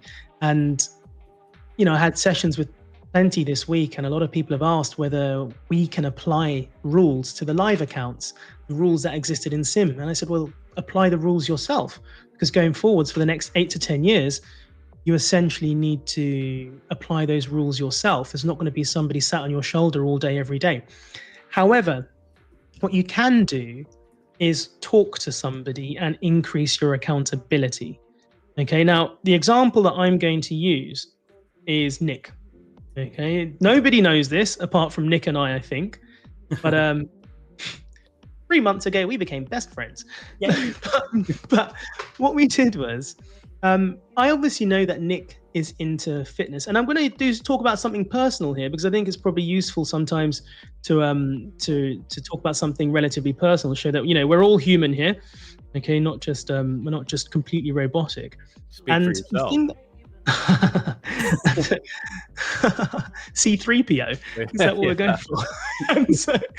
and so with my voice, actually, we're human. But, Nick is Batman, so that's, you know, I'm Batman. and what was interesting to me was that Nick obviously is very fitness aware. Okay, he likes challenges. He came over to the UK to just wing walk on a plane and then went back the next day. There's a lot of extreme things. He did a marathon the other day. His mate did 24 marathons in 24 days? Something like that. I think your friend did 24 marathons, 24 days. 26 and 26. He's actually doing his last one tomorrow. Wow. Yeah. So obviously these are things that, it's far beyond us. But if I was going to talk to Nick about something, if I respected him in a certain field, it's probably not going to be, I don't know, Japanese calligraphy, because it's not really something he does. But fitness and sort of discipline and challenges are something that Nick does. So I thought I was talking to my wife. We met 4 years ago, 6 days. In 6 days' time, we met 4 years ago. And we were just talking about our Julys 4 years ago the other day. And what's interesting about my July 4 years ago was that I ran 4 half marathons in the month of July last year.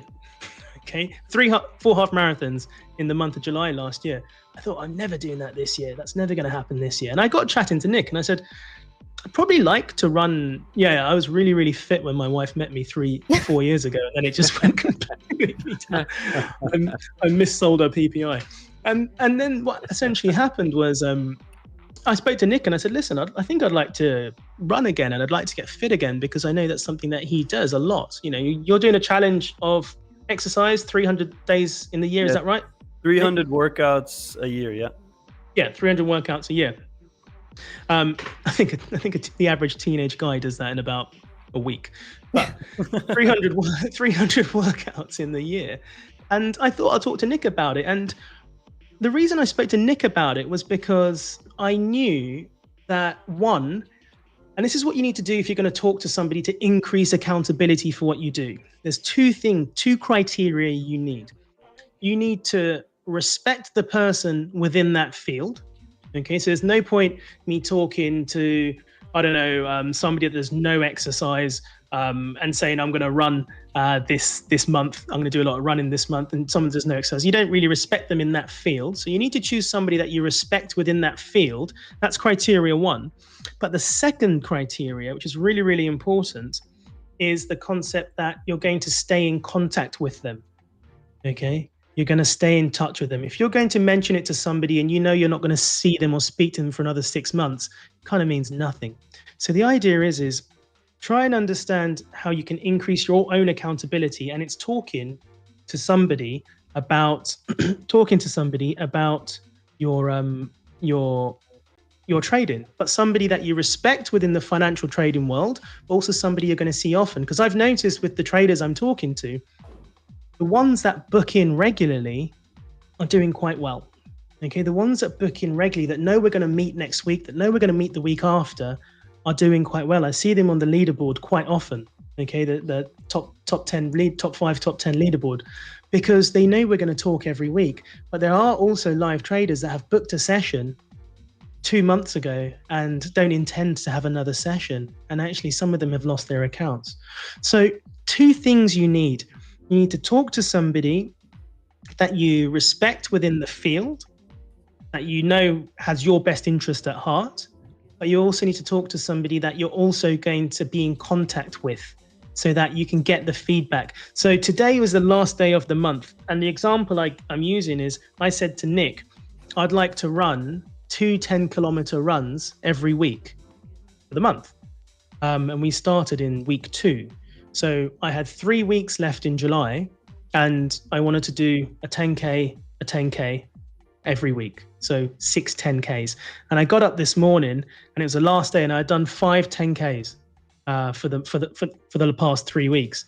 So I had one day to do 1 10K, and it was pissing down with rain this morning in London. And it was not pleasant. And I remember thinking, right, I said to Nick, next month I want to do 4 weeks, 2 10Ks every week, so 80 kilometers in the month. And I thought I could do that. And this month was my test to see if I could do it. Now, I know Nick's not going to chase me and say, Tank, did you do the 10K? But I also thought about him when I was thinking, just get up and get out and do it. Okay. So you can use somebody that they might not even realize. Like Nick probably wasn't even aware that I was using him in this manner, but you can use somebody and you can help them increase your accountability for something. Okay. And the two criteria are you need to respect them in that field because they're doing it themselves usually. And you know that, they have your best interest at heart, but also someone that you'll see regularly. Now, if I knew I wasn't going to see Nick again for like the next 6 months, and we mentioned this maybe 3 weeks ago, maybe I wouldn't really care. And I'd say, it doesn't really matter. I'm not going to see Nick again. But it's someone you see often. So it's the same thing with your trading, guys. It's really important to increase your accountability of your trading account. Talk to somebody that's not going to add too much pressure to you. Okay, because during COVID, I was trading at home once, and my partner, my girlfriend at the time, saw my trading account because I left it open and went to the loo. And every single day thereafter, she was asking me how much we're going to make today. Okay, so that's not going to reinforce anything, because that's just pressure from somebody that doesn't know anything about what you're doing. Okay, that's not healthy pressure. Yeah. You need to talk to somebody that's going to have your best interest at heart, not put too much pressure, but hold you accountable. But also you respect within the field. So they're doing it themselves also. But I think the key thing that a lot of people forget about is the frequency of meeting and talking to these people. Yeah, there's no point, I've told the live traders, no point thinking that I'm holding you accountable if you don't ever intend to see me again, because you can do what you want. Okay, so it doesn't have to be me. Okay, I don't have enough hours in the day to talk to every single one of you, but choose somebody within your trading circle. Okay, that's why a lot of people enjoy running with a partner, because kind of going to the gym with a mate, because you get up for that person, and if you're feeling lazy, you get up and they hold you accountable. So within your trading circle, okay, talk to somebody. I mean, I got an email from somebody today. Not a live trader. Somebody just sent me an email about something, but a trader. But the idea is choose somebody within your field that you respect, that you know has your best interest at heart, and you're also going to see often, and you can talk to them about it. Okay, it's really, really important. Well, went out running at 5:30 this morning. Yep, well done, Lee. Yeah, that's perfect. Okay, and talk to people about it, because I feel really, really satisfied with my month. My month so far, it was the last day of the month, and having somebody hold me accountable without them even realizing it is what essentially helped me do it. Okay, so I think it's important for you guys to understand that with your trading, talk to somebody. They'll hold you accountable. It will improve your performance. Not somebody that's going to pressure you, somebody that's going to have your best interest at heart, but somebody that you respect within the field that you're also going to frequently be in contact with. And that's going to help you essentially trade within your strategy. Okay, that's the idea here. So the top two of the levels: best day, trade within your trade to strategy, make profit. Second worst day, second best day, trade to strategy and have a loss. Those two are all we need, because we're in control of those. Okay, but accountability is important, team. So please remember that. Okay, that was it. I think that was it, really. I took some screenshots and sent them to Nick. So I was gonna show you that, but keep them coming. Keep them coming. Yeah. And that's the thing, you see. I mean, it's just something I just send to Nick, and he'll send me a nice little motivational message back. But it's the sort of thing that can help you. I've got a chef friend of mine. I'm going for dinner with him today. He's a top chef here in London. And we kind of do the same thing. I respect him in his field. And when he wants to talk about finance, he respects me in my field. And we kind of hold each other accountable. So it's quite good like that. Okay, so please, guys, take these kind of tips. That's the idea here. Mm-hmm. Love that. Great. Thank you so much, Tank. Well, any last questions from chat here? Please send them in. Oh, I just got a message from little Nikki. Yeah, I think it's time to actually bring little Nikki on. We're doing Coach, smooth transitions now. Yeah, Coach, we appreciate your time. So again, guys, your goal with Tradeify should be to get a live account, because then you get to talk to this gentleman a little more often. So any upcoming Discord events or anything, Tank? No, so we're going to be holding the masterclasses every fortnight. So Okay. not today, but next Thursday. And the topic for next Thursday is going to be announced on Monday. Okay. So Monday, I think we're going to announce a topic on Monday. Yeah. Nice. All right. Well, next we will Thursday say begins. goodbye to Tank. And guys, let's take a look at the top performers in the live accounts before we bring little DGen on. Let's do it.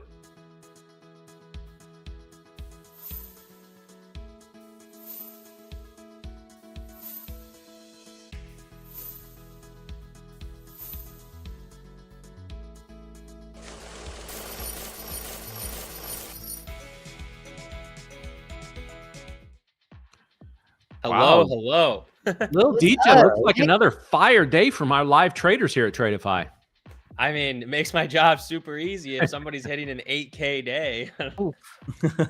Not I did just enter sure. another short. Sorry to interrupt, but I did Nice. just say try to take this again. I mean, I did get top ticked with my stop loss here on that first one.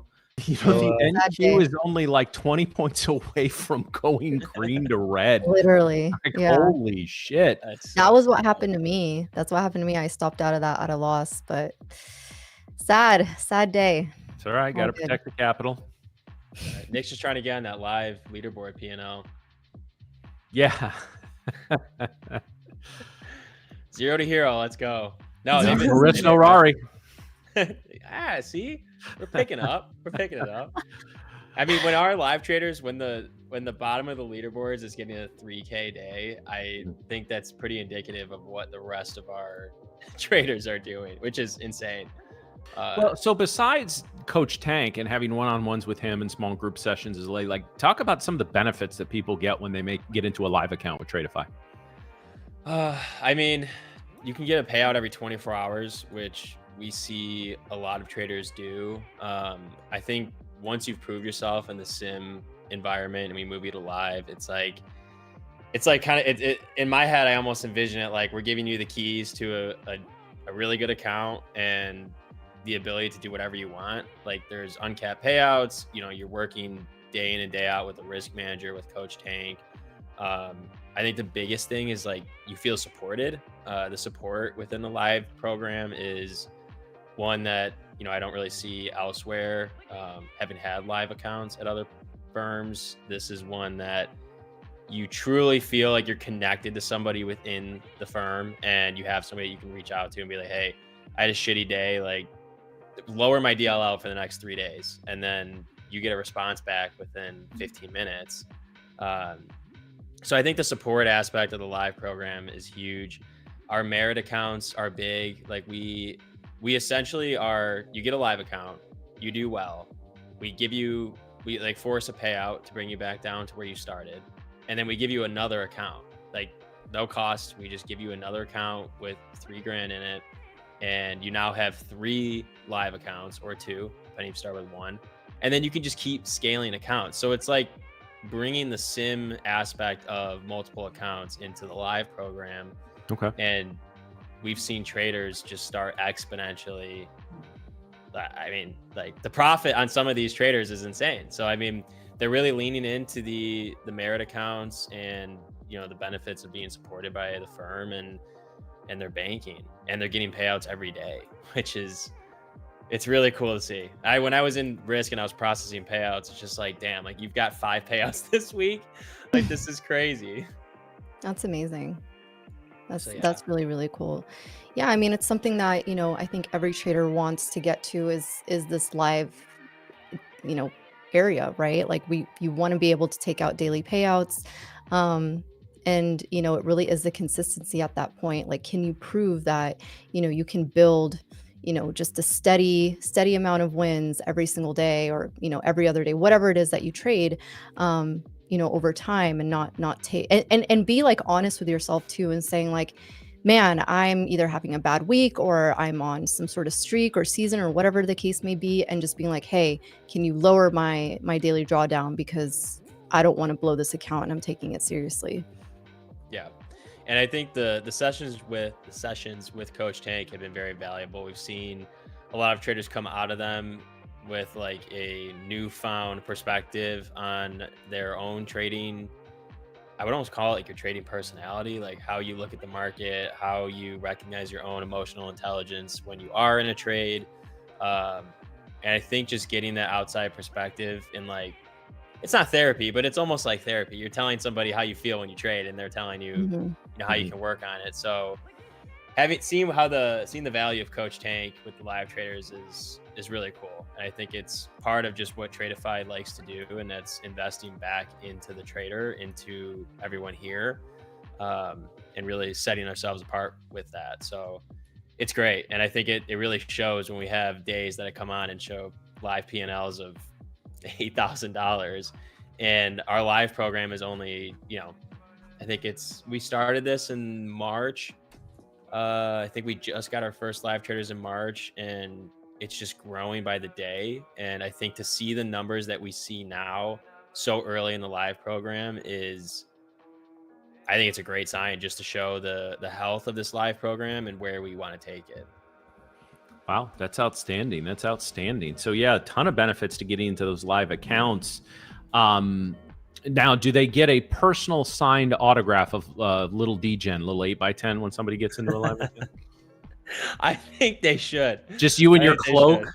A You know, signed like- cloak. That's what they need. With a quote that says, "Do as I say, not as I do." And we can That's send that out. exactly it. Oh man, so yeah, that's I so like that. the live trading program just started right before we came on board, and already it's you know, really coming along. That's great. So a ton of benefits to that, guys. Obviously, as Nick said, I saw in the chat there that somebody was asking about that. So if you're in the live, you want one of those sessions with Coach Tank, you talk to your risk manager. So when you're live, you get a risk manager, you get to talk to Tank, you get exclusive channel in the Discord. So yeah, so we I disappeared.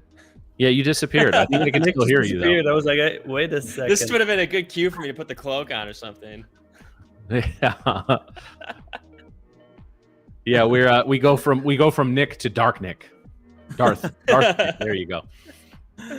Oh man. Oh man, that's good. Darth Degen. That is now your name, right? That's There what he we're is. gonna. Oh, that's pretty good. That's Yeah, pretty if we could get that on the name placard for tomorrow, I would appreciate that. Darth Degen. Oh, if we get to some Tradeify merch, we might have to. I think we'll Where have to is make the some merch, man? I want all I got is this little hat back here. It's coming. It's Yeah. coming. All right. I can't leak too much, but it's on its way. Well, I mean, the only question I have is, do we have white tees? Yeah, it's white tee with white Tradeify text. Yeah. Dude, yeah, I would there you go. love that. I would love it. It would be pretty cool, actually. So I gotta ask you, Nick. So next Friday we got something going on, and there's already been some shit talking in the chat. So would you like to respond to any of these individuals that say they're gonna wipe the floor with you and Brett? I get excited just thinking about the shit talk, so I gotta like tone it down before I get out of hand on stream. But Drew, I just throwing a graphic in here we're gonna be posting. But yeah, you guys are going down. I haven't played in a while. I started practicing last night, and I'm feeling it. And I know Brett is feeling it. JP is. I hope Drew's starting to practice. I know we'll have some serious competition now. I see some people linking up in Discord and forming teams, so I'm excited. I think this is going to be really fun. So we're going to transition to that at 10:30 next Friday. So that should be a blast. So you guys are just taking these teams on 4v4 and let the chaos reign. If they beat you, they get accounts, right? Yeah, 25K Lightning funded account for everybody on the team. Okay. That's how confident we are. What's funny is I messaged Brett and I was like, okay, we got to think about this strategically, because if we're playing a lot of games and there's 4 people on each team, what do I get to give away? I'm like, should we do 50K advanced and like maybe a 50K growth? And he goes, we're not going to lose. Do 25K Lightning funded. So Brett is very confident too. So we'll see how next Friday goes. But Love it. yeah. Oh yeah, there's the graphic. It's cool. I'm so hyped for this. I think this is gonna be so much fun. So how many teams can actually participate in that?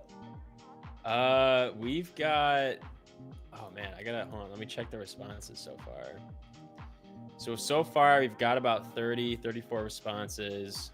So I mean, we're gonna end up having like 8 teams All right. And we haven't sent out anything on emails or any socials. Like, this has really just been Discord, the stream. So far it's a pretty good, well, I would say pretty good turnout. We haven't gotten there yet, but if we had 8 games. The shit talking keeps going already. Boundless is saying, if you guys are so confident, then it should totally be 150k Lightning Fund account. Tell him to put accounts where his mouth is. Well, I think then Vinny Gandalf might come in and tell us that we can no longer run these contests. Well, fair. Oh, did I just get called old? Damn. I'm looking to take another short here at the 9 a.m. retest on the 5 minutes, since the 1 minute has stopped me out. That didn't work out. They just called y'all old. That's kind of crazy. Yeah, man. I don't know if the Tradeify staff's gonna be happy with getting called old. I was gonna say, I think I'm probably the oldest one in the entire company. All I gotta say is, if we're old, that means that we lived through the Halo 3 MW2 era in our prime, and that is a team you don't want to mess with. And Barney, it's anybody who beats us, any team, all teams that beat us get an account. Well, if you guys sweep them, you guys are going to be insufferable.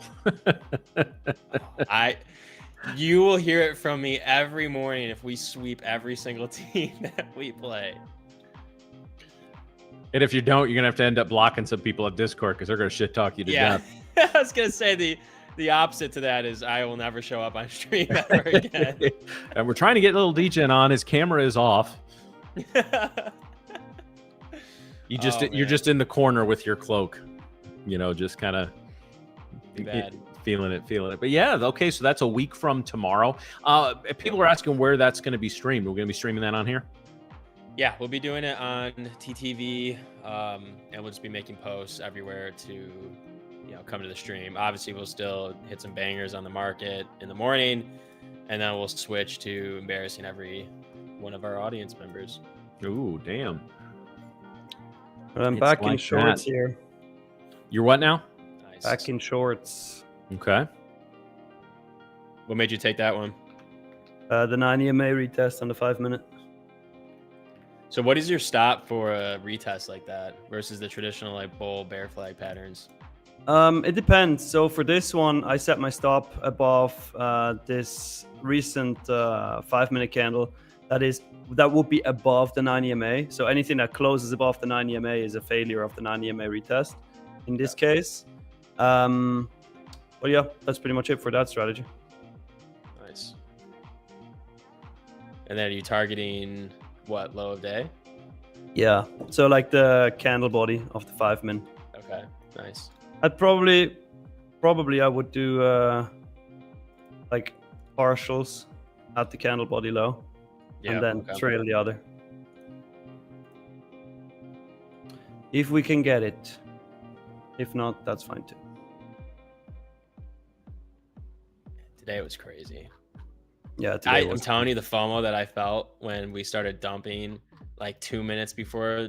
I was thinking about shorting only on the premise that this has to fall, and I almost pulled the trigger at like 780, 790 and was like, I'm just gonna wait because you didn't have your cloak on, so that's why you didn't do it. Otherwise It's so true. I didn't have the little extra oomph of degen in me telling me to short it, so then I waited. You're gonna start wearing that trading. You're gonna get a full length mirror next to it so you can just look at you. If I did that, I think my fiance is going to cut off the wedding. I think that'd be over. Either that or cut up the cloak. Yeah. Well, I already have to hide it under the bed, so yeah, that's cold. Yeah. Not a fan of the cloak. That's all right. It's going to become a meme, and then she'll be all right with it. Oh man. TD Garage had his finger on the sub button at 8:03. That is so painful. Yeah. Oh my gosh. Bouncing a little bit off the lows here. I don't think we actually went red to green. I was just about to say, it looks like I'm getting stopped out here. 1 tick away. Stopped out now. I'm definitely done for today. That was a shit show.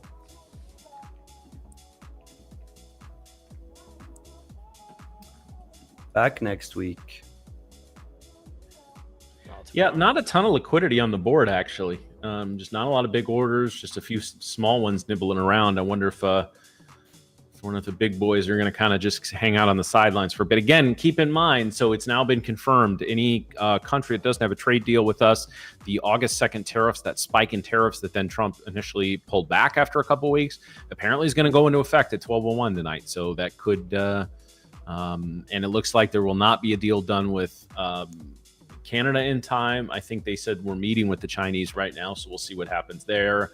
If we get a favorable Chinese deal negotiated before the deadline, that may pop the markets again tomorrow. But I wonder if this isn't some tariff anxiety that's basically reversed the entire earnings-based move that we had yesterday.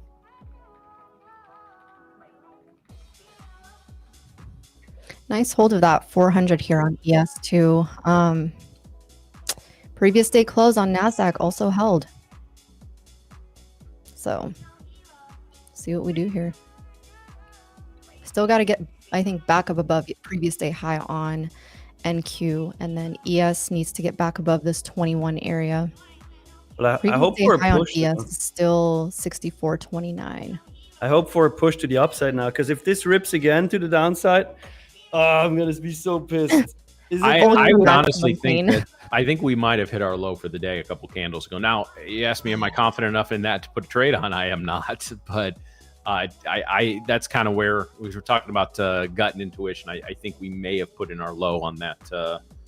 Maybe, yeah. 10-15 candle. But again, if it broke down, would not be the most surprising thing. So, well, let's see. Chaos on book maps right now. What does chaos look like on book maps? I'm curious. I was just about to ask the same. It's like that thing scares me in general.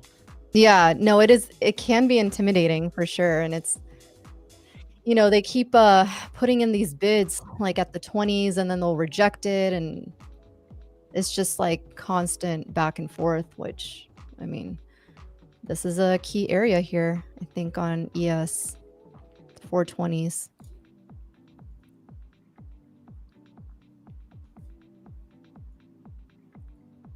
I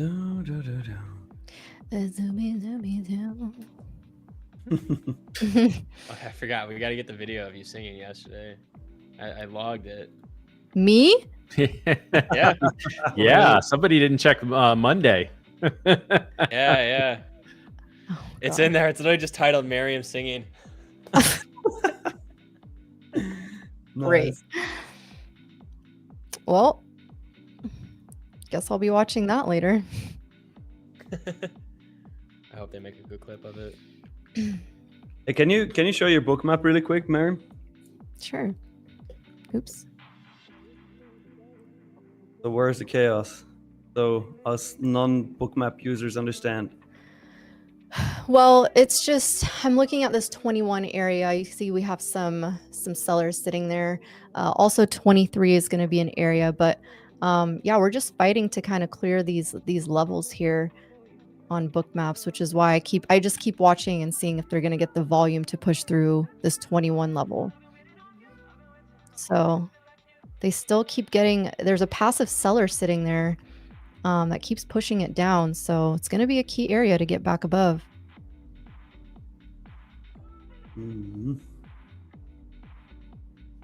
Yeah, this tool is a little intimidating for me. I actually tried it. Obviously, if you want to fully 100% understand it, you would spend way more time on it. But it's not my thing either. Like, I don't like it at all. I don't even feel like learning it. Talking So, about book Mary, map? do you use it as like a confluence to be like, yes, this is the trade I want to take, or do you use it to determine the trades you take? No, I use it more so for confluence. I look at where some orders are potentially sitting that, you know, like to validate some supply and resistance zones that I have. For example, like right now, you know, 421 is a key area that I've had on ES for a while. So on book maps, it's also showing that it's, you know, those orders were sitting there. We're trying to fill them right now. So if we get like a nice volume push above here, then, you know, I would be looking at, say, 423, 425, 423. Like you can see some orders are stacked in those areas right now, and then I would look on my charts and say, all right, is there any level or something that I should consider around that area? For example, if I'm looking to take a long, like I would want to, make sure that we can clear these orders and then possibly come back and retest it. Right. So that's just something that I look at more for confluence rather than, a trade to take potentially, if that makes sense. I don't know if that even makes sense. No, it did. It's super interesting. I want to learn it, but it is a daunting thing to look at. And not gonna lie, sometimes my random I feel like the market's gonna fall type of moves are around a heater with them. So I might just I'm gonna stick with them till they lose. Then maybe I'll check book maps. Yeah, I would say it's one of those where you don't want to confuse yourself more. Right. It can be deceiving in some areas. I know Matt, me and Matt always talk about these orders or getting spoofed on certain orders.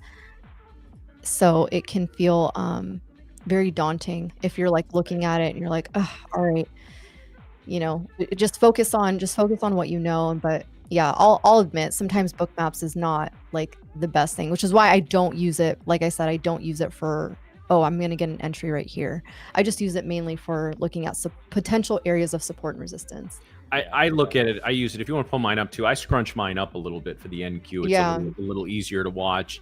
And so I'll use this as if I'm considering a trade, this is not the first thing I look at. It's probably the last thing, right? And I just want to make sure if for instance, and I'm not looking at a long here, but let's say I wanted to look at a long here and there's a big order stacked up here, that might give me a little pause. I might want to see if price action can clear that order before I get into a long. Or, if I want to get long and there's just a ton of liquidity hanging out underneath that again, more often than not, price gravitates towards the liquidity that's on the board.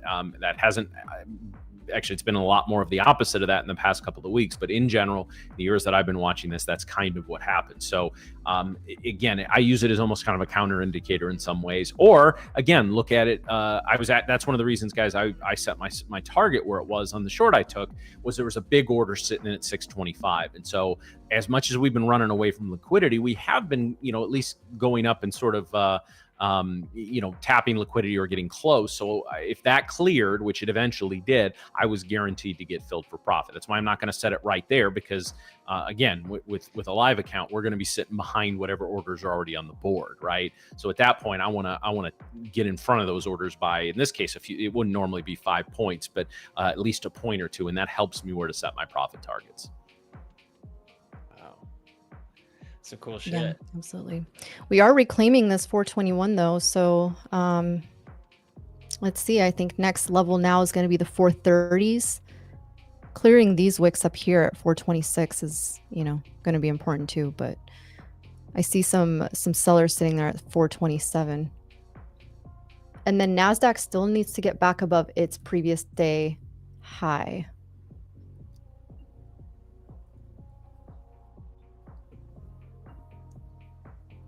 So what are your weekend plans there, DGen?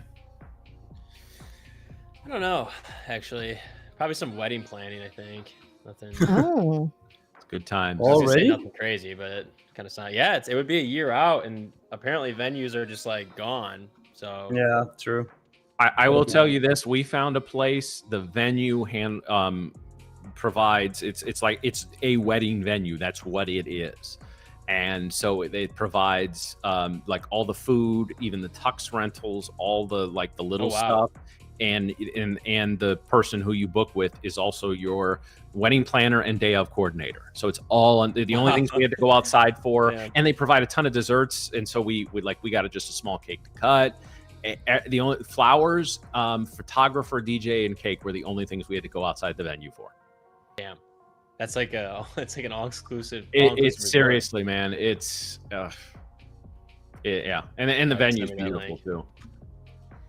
Definitely have to send me the link. Yeah, we got a lot of venues to go tour, a lot to go look at. I'm kind of just the yes man at this point. I don't even know what venues what to even look for. She's like, this is a cute one. I'm like, yeah, it is. I like that.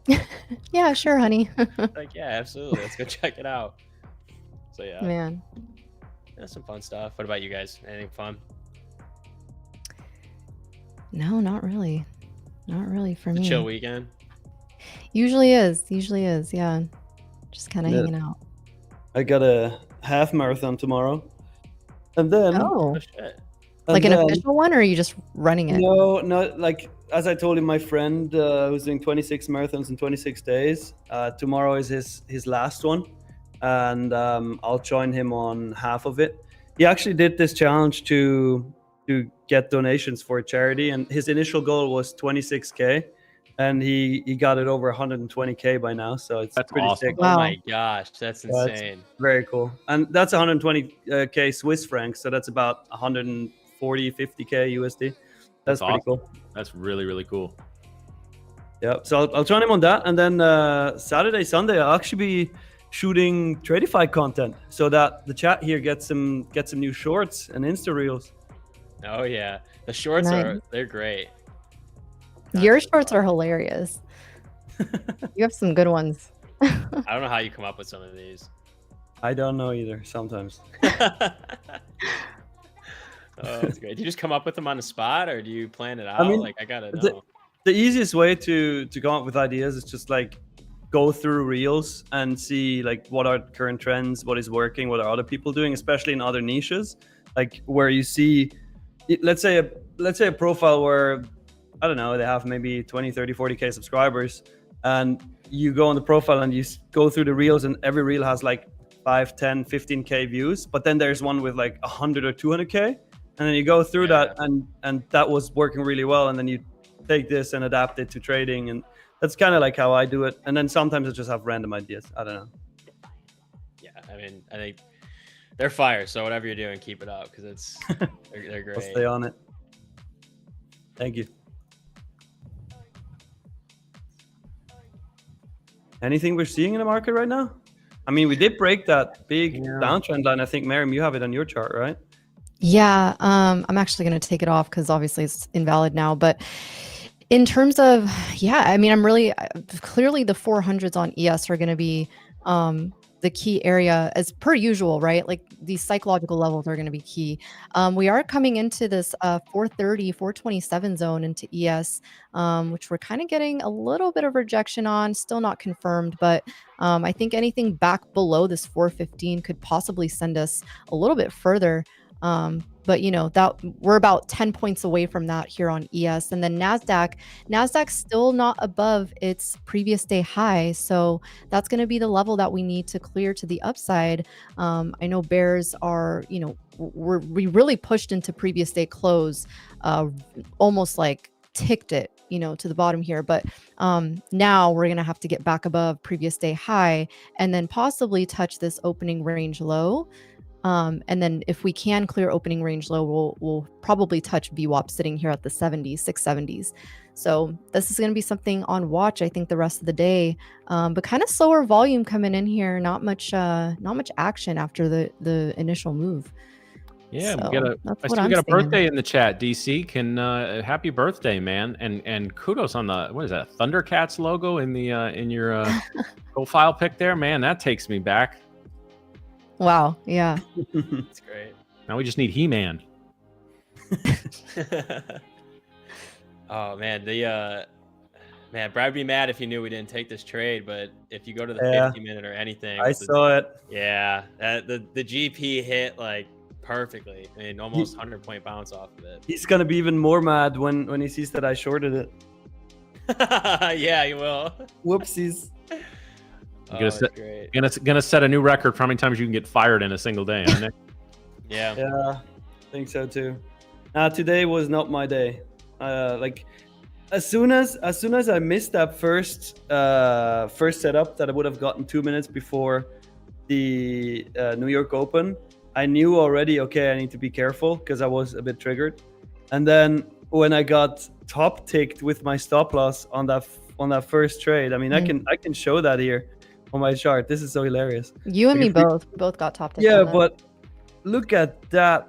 Like I entered it at 23.554 for a short, and I mean, come on, look at that stop. What is that? Tough. Like, come on. Brutal. Wow. But wait, Miriam, you had yours at 85, no? Your stop. 84.50. Oh, so Oh yeah, we both got top ticked. Yeah. Well, anyways, after that, it was a little bit of a downward spiral. I tried to take the same trade again, didn't work. And then last one, but definitely have to stop by now. I'm way too triggered, which is okay. I mean, I'll be back next you week. might get the best trade of your life, though. I might. I might, I'm but kidding. Well, chances are that I'm gonna hit DLL, so I'll leave it. DJ Nick's like, just do it. Yeah, and he doesn't even have his cloak on now. That's what's Like, what's the scary, word? man. It's Yeah. bleeding Yeah. in. It's He's like Spider-Man in the black suit, and it's just taking over, you know. Yeah. it's going to be actually. It's more like for all you old heads out there, the original first Ghostbusters, where there is no Dana, only Zool. It's going to be there is no Nick, only D-Gen. Just gonna fully embrace it at this point and let it take Yeah. over. Oh man. Yeah, wild day, wild week so far, feels like. It really has been. Well, I mean, we knew this week was going to be unusual coming in. We talked about it, last Wednesday and Thursday about like everything that was stacking up for this week with earnings, with FOMC, with the tariff deadline on it. Like this is one of the, I mean, every media company now is so clickbaity with their titles and all that. But there was one that I read that I don't even remember what it was, but like this is most consequential week for U.S. economics in many years, and maybe for many years to come, just because of the way it all lays out. Now, yeah, that's a little clickbaity, but it's I mean, the stuff we're seeing this week is, I think, setting the tone and the table for the rest of the year, which is, I would describe the price action as consistently hitting new all-time highs, but what a fucking ride along the way, right? It feels like when we hit new all-time highs, it's a roller coaster. We're going to get on it, and it's going to throw us around for, a few minutes or whatever. Ultimately, we're going to end up right back where we started, but we're definitely changed because of the ride. Yeah, the fact that we basically, I don't know if we actually ticked it, but basically went green to red after yesterday's run up. I said the thing that I would be most surprised about would be just barcoding action for most of the morning session. Obviously that did not happen. But man, this level of a move, there were just a lot of opportunities in here. So hopefully you guys out there in chat caught a few of them. Yeah, absolutely.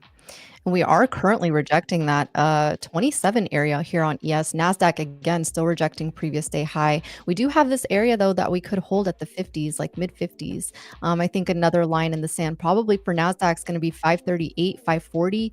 And then if we continue lower than that, there's no reason why we can't make a new low here. So very interesting price action today. Clearly some passive sellers sitting there at those areas. So we'll just be mindful of those. Right now, still holding the 21s on ES. Still below the EMAs, though. Still below EMAs on the 15-minute. Yeah, this is tough because is it next week or the week after that we've got like CPI news? Okay, so it's 2 weeks that we've got all the news. Like this range that we're sitting in now, like when Tyler was on earlier, I think he had pointed out, from yesterday's end of day pump, we've got this massive fair value gap that cannot or has not been closed lower. Like we haven't closed lower than 490. We kind of bounced off of it. So at least for anybody that trades somewhat of ICT, even myself, like this is a weird range to be in and to try to play, because this is just an odd indecision area. But I don't know. I'd like to see us just continue in this channel that we've been forming on the 4 hour and daily. Honestly, this upward trend that we've been in. And in 2 weeks from now, CPI comes out, and then we get the move that determines the direction for the next couple weeks. I want to see that be like, yes, the market is going to be full sending all-time highs for the considerable future, or we start to get the pullback that we've been waiting for. Because I want to see it pull back. Like, this is crazy. Do you have any idea how much I'd love a full-on correction, a 5% correction? I don't think we're getting that. I just don't see that happen. I mean, if I'm wrong, I'm wrong, because I'll be that in that situation. I would be just thrilled to be wrong. But I would love a 5% correction. Absolutely love it. I want to see us come down to 21K. Full port. I want to see a deep correction, big time. But it would make sense that we bounce off these previous levels around 23K. So is that what you said? I need to hit you up for your full port CPI strategy, man. I'm selling it for 50K pop. Nice. Yeah, I already got on the wait list. Oh, okay. So you're the guy that signed up. Yeah. The one guy. Yeah, you're the one guy that signed up. Okay. I said I'll bring you cash and I'll buy you Panda Express as well. Oh, I like that. All right. I've lowered my price. To just Panda Express. Yeah, just the Panda is what I'll take. Yeah, this is Love tough. I don't even know. Like, so like this is the when I trade, I have to lock myself out sometimes when we get near like 10:30, 11 a.m. CST, just because I like the reaction plays off the first half hour to an hour, and then everything else I just feel like lost. Like I don't know like what I would want to play. Like obviously you can draw some levels and still make some good trades, but then I feel like I just missed out on the rest of the move, and I'll try to force the larger moves, which I don't think happen unless you get something crazy like yesterday. Yeah. Yeah, this chop. Well. I'm hoping that nobody took my FOMC news trading strat yesterday with the 30-minute long before the statement comes out. Oh man. Yeah, that would have been rough. I'm glad I didn't take that. Yeah. You actually you put the inner degen in his cage yesterday because you actually kind of stuck to what you were saying, huh? I did, and I'm pretty sure the chat voted that I would go against my own rules. Yeah.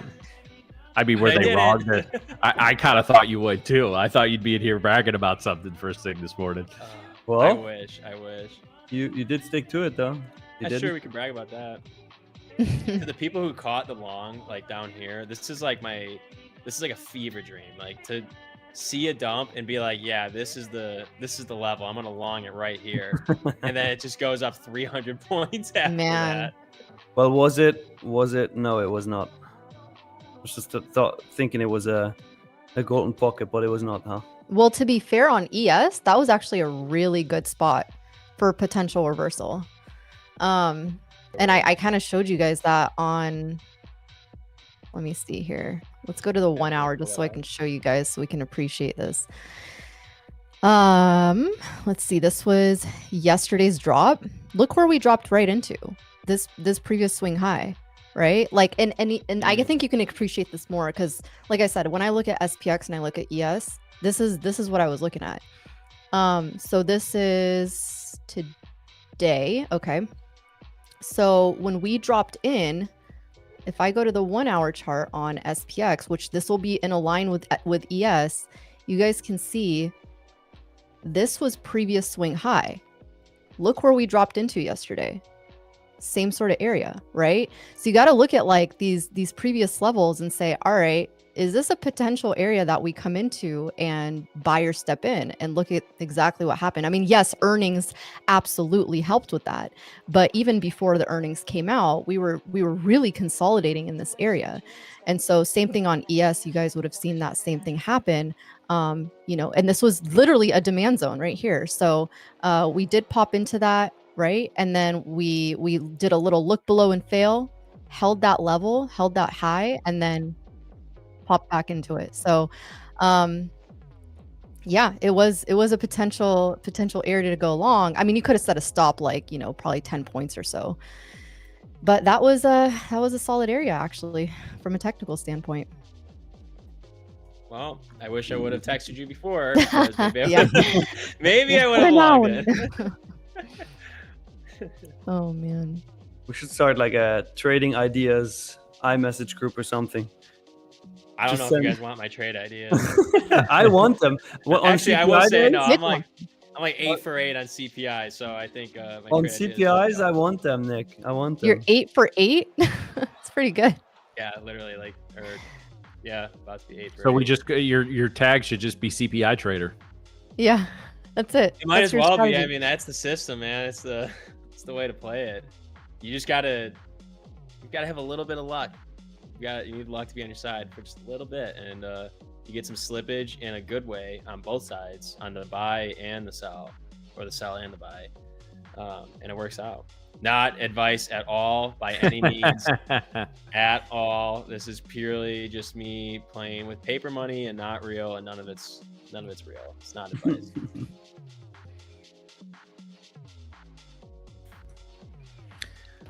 Trying to push, holding this EMA here and trying to push into the 28s again. Yeah, it's I'm not necessarily bearish here, but bulls are kind of struggling here. Not gonna lie.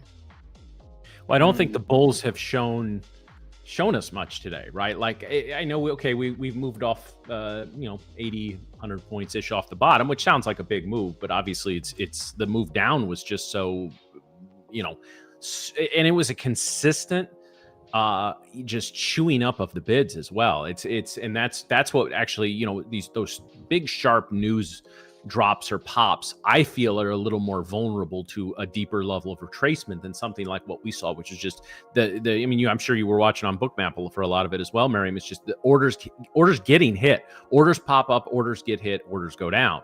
And that's the type of price action that I think actually has a little more staying power. And so what we're seeing right now, this bounce off the bottoms, I'm done for the session. So if it wants to pop, it can pop. But I feel like this is more of a dead cat bounce, and I do think we can make another run. I don't know if we'll get all the way too lows, but another leg down. Yeah, we'll see. Well, let's see. Good Kind of time. hope you're right, honestly, because this is just. Really, this is the low that we got in the. What is that? Oh wait, what is that area here that I'm seeing on ES? Close to previous day high.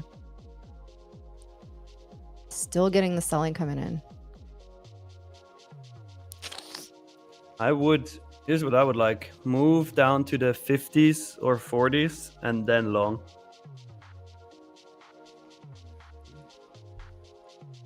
Testing previous day high here on NQ. Same thing with ES.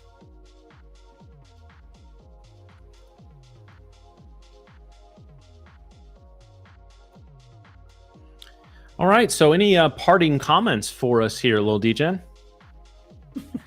Brush up on your Halo skills, because I'll tell you again tomorrow. But you guys you're cooked. Nobody's winning it counts.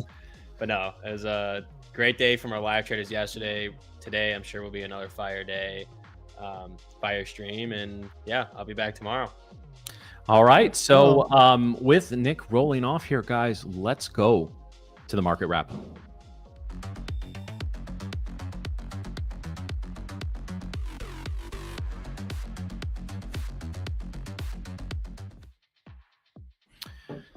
All right, so why don't we, Nick? Why don't you take the NQ, Miriam take the ES, and let's review what we've seen so far.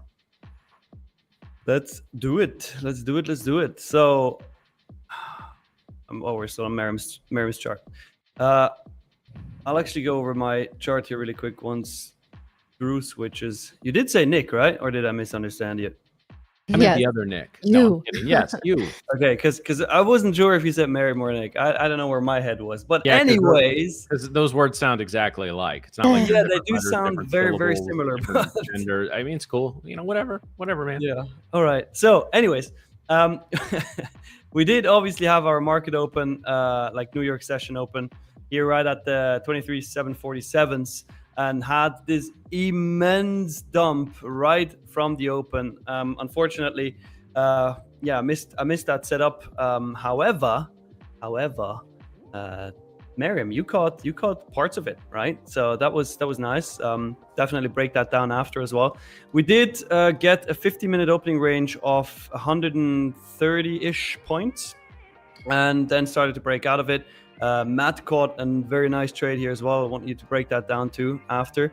Unfortunately for me, once I missed that setup initially, I told you I was triggered, and I knew, okay, I got to be careful today, and ultimately ended up waiting very patiently for a setup, that I took, and then ultimately ended up getting top ticked. I showed you that before here on the left side. You can see that stop hit.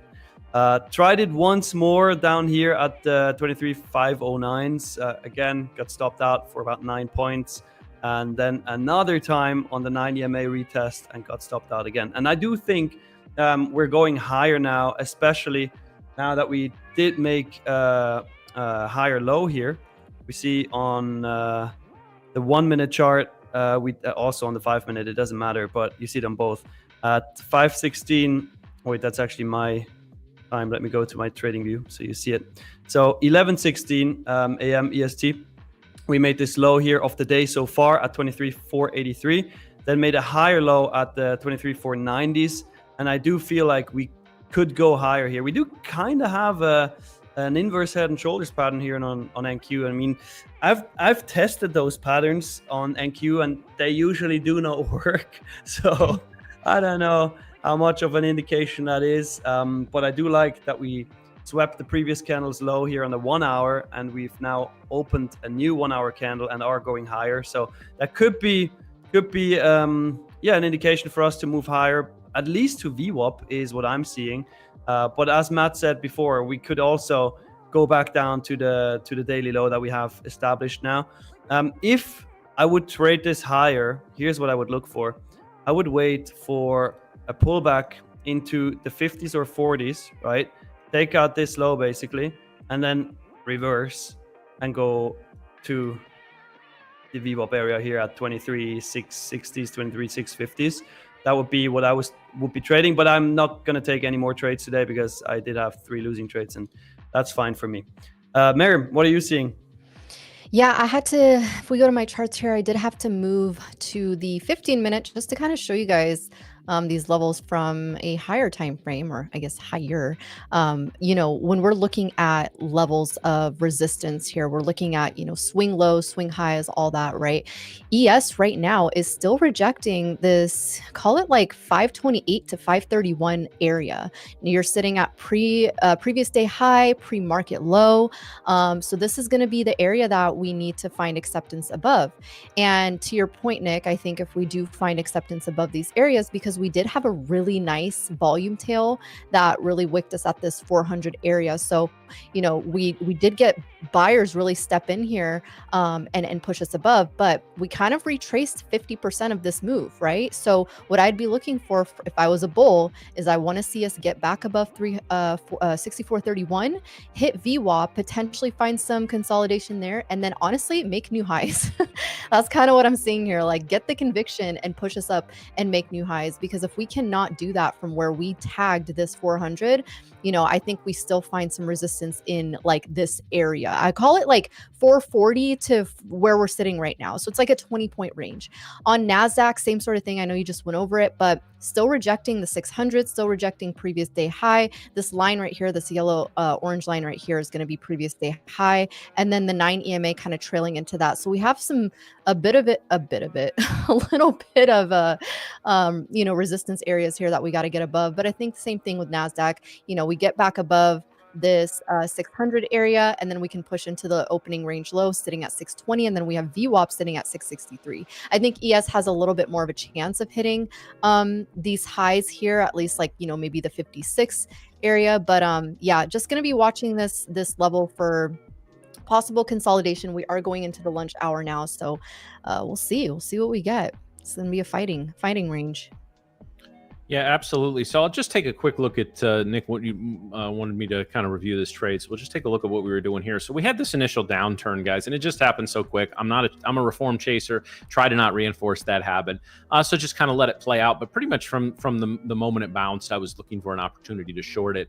I actually thought we'd eventually run back towards VWAP, or even make a run maybe back up to the 700 level or above 700 level. We didn't, but I was expecting that we would dead cat bounce off this and then pursue a move lower, which is eventually, of course, what ended up happening. And so basically we got up to the -1 standard deviation. This isn't quite one of T-Trade's patterns, but it's actually, when he was on, I told you I really like trading the candle wicks as well, especially when we have what's called a multi-wick rejection, which is multiple wicks and multiple candles, at least 2, but more likely 3 to 4, reject the same area of price, and they all rejected this 690 area. So got in for a short actually as we broke below the -1 standard deviation. I said at the time I probably should have waited for 60 just to get below that tolerance band. I got a little trigger happy on there, so that's something I'm going to note in my journal. Not the best execution, although the idea was pretty solid.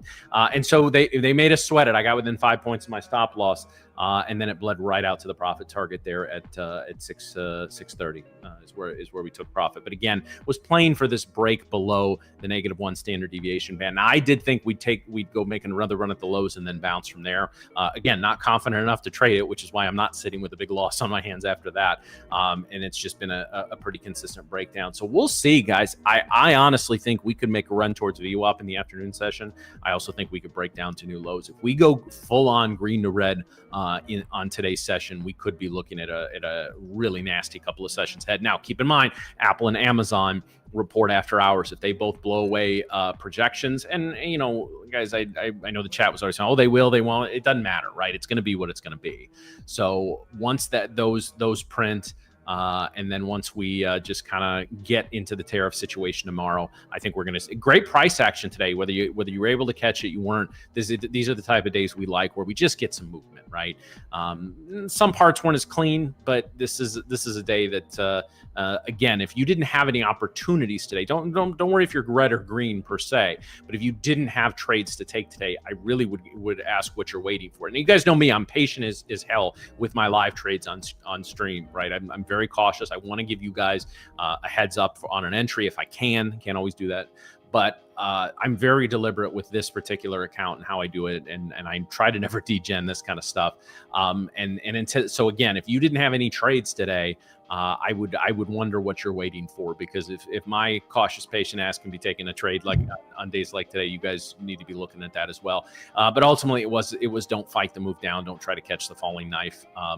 And we'll see what the afternoon has in store. We've got a big dev width now, guys. The standard deviation width is 90, and our 5-minute ATR is 28. So there's some opportunities there, but be very careful with the standard deviation width of that high. You need to be doing smaller position sizes, and you need to give your trades room to breathe. Again, you guys saw I didn't move my stop to break even until we got within about 5 points of the profit target, just to make sure I locked in a risk off scenario there. So it is what it is, guys. It is what it is. That's right. But I hope everyone was had a good day as well. I know some of us got some good trades. Got stopped out here and there, but that's the name of the game. So yeah, I mean, a little bit of a tough week, I think, for me, especially in the mornings. I think a lot of these trades, at least for me, I've been seeing have been happening either right at the open, or for me have been happening in the afternoon. So I'll counter by asking you this, Miriam. On any day this week, have you lost 5 figures? No.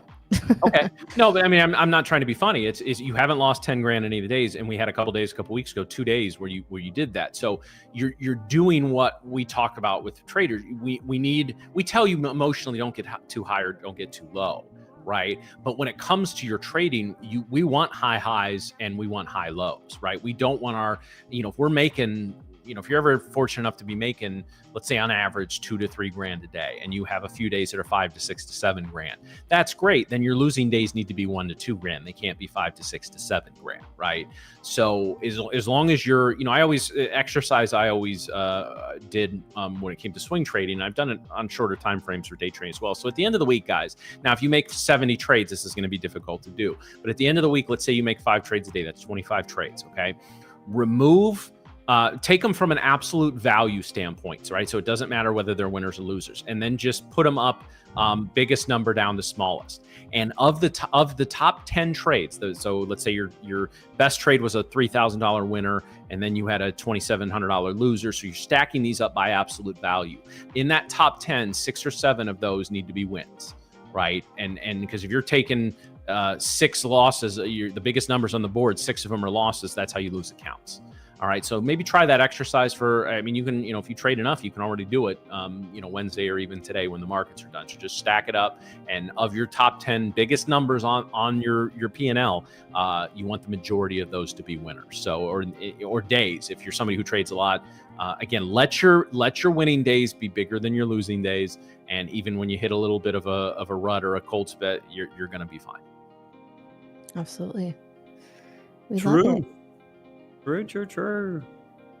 And guys, just remember too, we do have that sale going on. It's the last day of July, so make sure you guys take advantage of that on Tradeify.co. That'll be going on through, I think, the end of today. So, well, yeah, and those lightning funded accounts, guys, for those that have some experience and maybe you've really hit a good patch in your trading, you want to bypass the eval, you don't want to deal with any of that stuff, man, get yourself and trade for a couple of weeks and get yourself a payout, right? And get a few payouts, get to live, get daily payouts, Coach Tank, and all that's involved with that. Tradeify takes care of their live traders here, so that should be your goal in being a Tradeify customer. Yeah, and think about it, like a 100K lightning funded account for $351. That is crazy. That's really good. That's such a good opportunity. And even if you get a 25K lightning funded account for $176, insane, unheard of a couple years ago, unthinkable. So make use of that code. Code is July. It's valid until 11:59 p.m. EST today, or tonight, I should say. Absolutely. So I'll tell you guys, I think we're gonna have to deal with a lot of trash talking between our team here and our chat over the next week as we lead into this gaming thing. That's it's gonna be fun though. It's gonna be fun. It's a bit unfortunate. I mean, we've built such a nice connection with the chat. We made some friends, and now it's all gonna get ripped apart by that gaming competition. Dang. Now, and Nick says the chat is cooked. We love you, man. We love you very much. But I don't know. I got to side with the chat on this, man. These are the people that show up here every day and support what we're doing. So I'm going to stay neutral. I'm not going to trash talk either side, but I might have a little smirk if y'all get beat. Well, we're just going to be watching. Matt, Miriam, yeah, we're just going to be laughing our asses off because somebody is going to get their ass kicked. That's for sure. The question is just who. The chirps will be flying. Can't wait. I'm all for it. Oh man. Can we get another poll, Nick, for how the chat was doing today? Because I know we did one like an hour or two ago, but let's see who's green on the day, who's red, who's flat. I want to see the chat eating. I mean, literally every single day so far, we always have more people green than red, and some liars maybe, but Tradeify TV chat is eating.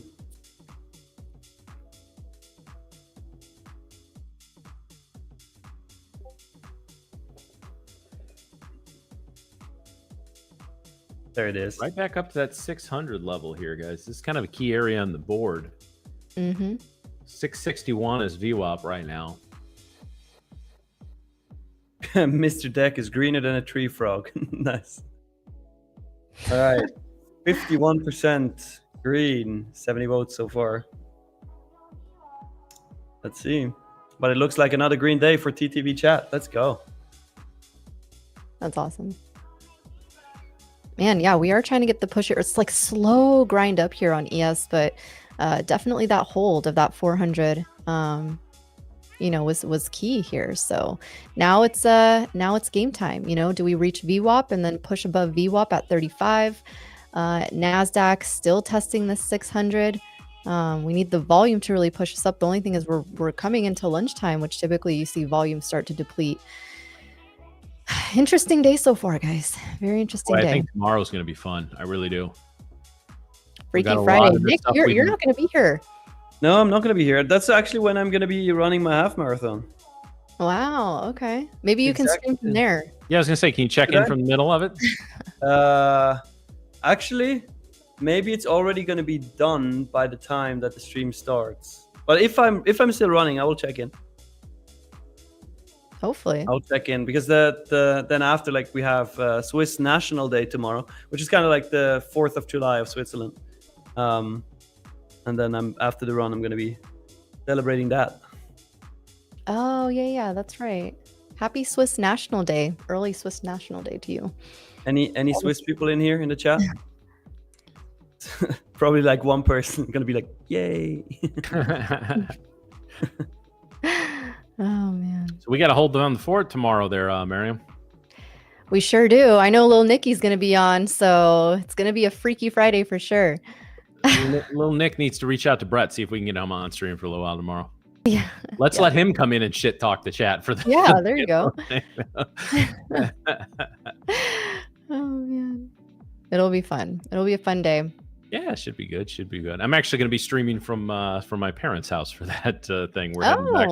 My dad's birthday is next weekend, and also we have our final kind of coordination meeting with a couple wedding people. So next weekend we're heading back Thursday night. So Friday I will be streaming from the house I grew up in. So is that in Chicago? Just outside of Chicago. Chicago. Okay, very cool. Well. You'll need to bring your live, laugh, love sign there behind you. No. Or maybe your mom already has one. No, she's not that type. Thank goodness. You think a live, love, laugh woman raised me? No. Good point. Very good point. No, oh, that's great. She's not quite as foul-mouthed as I am, but she has her moments. That's fair. Oh, man. So, yeah. Well, it'll be a good time. We're heading back for that and get a few things done. And, my fiance's dad is in a assisted living facility out there, so we like to check in with him whenever we're able. So tough for both of us to get back just with all the pets. So, when we plan it a few weeks in advance, we usually make it happen. Last trip home before the wedding, so. What do you guys do with all the 20 cats? So we have a pet sitter for the cats, and then the dog comes with us. Oh, okay. All right. Is the dog the flower girl? No, my fiance desperately wanted him to be the ring bearer. And speaking of, somebody's coming down. Yeah, hello. I think I'm about to get a visitor. I don't know if you can hear that. Well, let's get him on stream. Or her. Or her. Okay, come on. Oh. Oh my god. Garfield? No, this is Margie. This is Little Orange. I love orange cats. They're the cuddliest. Yes, yes. Oh my goodness. She's proving that. Oh, I would kill for those cuddles right now. I need to log out of my account because yeah. Make sure he doesn't full port. Yeah, full port kitty. Oh my god, that's a cartoon. That's got to be a cartoon. No? All right, bye. We're done. Meow. Yeah, I hear you. Yeah, there she is. Never makes a sound except when she comes in this basement. I think she likes the acoustics. Oh. Meow. That's their manipulative way of speaking to humans. By the well, way. her brother was already down here yelling at me a few minutes ago because he wants to be fed. So I told him you got to wait till 11:30. So. Do you actually tell them and talk to them like that? I do. I curse them out quite a bit, but. They can hear you. They know what you're saying. Well, they do, and it's the orange one loves to hairball up on our bed at 2 a.m. So that's always fun. So. Oh, that's nice. Yeah. See, that's just showing you love. Mm-hmm. I scolded my cat once for bringing me a dead rat, and he never brought me one again. And I realized later that was their way of hunting for you. Yeah, it's like, hey, mom, this was really good. Why don't you take the rest? Yeah. One of my buddies in high school dated a girl, and her parents had a really big house, so we'd hang out there a lot in the summer. And yeah, they had a couple of rescue outdoor cats who would consistently catch mice and various critters, eat them, and then throw up the entrails on the front porch. So pretty much every time we went over there was 2 or 3 or 4 groups of entrails on the front porch. Very cute. Very. That's nice. Yeah. What a great gift. Yeah. It's just animals showing love. Now she's just wandering around our half-finished basement here. She gets up on, so we got tables at the other side of the basement here. We have a little storage. We're actually redoing that a little this weekend. But she gets up on the table and then she can't get down, and she'll just cry until somebody comes and gets her. Classic. Yeah. My cat used to do that. Go all the way on top of the refrigerator and just sit there. Hey, Okay. I like that idea from Failed Trader in the chat saying, let our pets trade once a week. We should do like a Pets trading Friday, pets trading Thursday, something like that. Or we could, not. We could not. That's true. Yeah, let's try to explain to Brett how we all DLL'd our live accounts for the day because we let our pets up on. He's gonna love probably it. be I'll like, tell you that. okay. He's gonna love it. He's gonna be like, okay, that's cool. Did it make good content though? Yeah, well, as long as we got it on camera, you're right. You probably wouldn't mind. Probably Right. wouldn't mind. Oh man. So yeah. Oh, USA. My cat brought me the head of a snake into the bedroom. Your cat is a Ew. badass. That is like a US. Ew. Just the head though. It's always just the head. Like my cat used to do the same thing, just like bite the head off and leave the rest of the body intact. Like, thank you. That's very Some sweet. sadistic ass cats, man. That's Okay, Bodie, comment of the day for that. The golden pocket. oh, there we go. Yeah. Love it. Nice. That's fun. The pet indicator. The Yeah, pet indicator, yeah. we like it. All right. So anything else on the charts we want to look at before we start our rotation out? Man, not much since we've been talking about our furry animals here. It's we're still grinding up. Volume is starting to dry up a little bit more, obviously, considering we're in the lunch hour now. But yeah, definitely some key areas we're still in here on, both futures. NQ now above its previous day high. Let's see if we can make the move up to the 620. Volume starting to actually pick up now, but if ES can sustain this 430, then we have room up to this VWAP at 436. So definitely would be, having this on watch, but 50% retracement, I would say, of this this move has been pretty much hit at this point. So now it's just finding continuation with the bulls. All right, guys. All right. So I think great episode today. We had some good conversation with Tyler. Coach Tank was on with us for a little while. So if you missed that, as always, Coach Tank's content is good. It is evergreen, right? So make sure you if you miss Coach Tank, go back when the stream is over, rewind a little bit, and catch up with that. And so we'll see Tank again next week. So yes, Miriam and I will be holding down the fort tomorrow. We'll see who else from Tradeify we can have poke into the stream.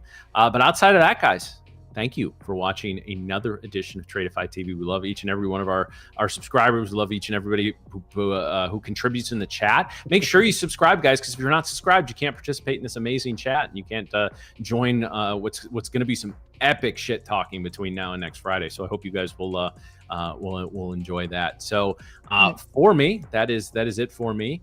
Have a great rest of your day, everybody, and let's kick it over to Swiss Nick to keep the party going.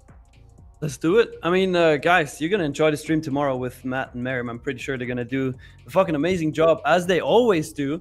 Thanks for watching. Thanks for commenting. Thanks for asking questions. It's always a pleasure doing the show with you. And let's end this stream, as usual, with our one and only, and now I get to say it because in the intro I was muted, NQ slaying, ES slaying, all the future slaying, Matcha Mommy, Curly Trader, Hot Girl Walking, Stranger Hugging, Chief of the charts, Miriam. All right. Wow. I was going to let you keep going there, but thank you. Thank you, Nick.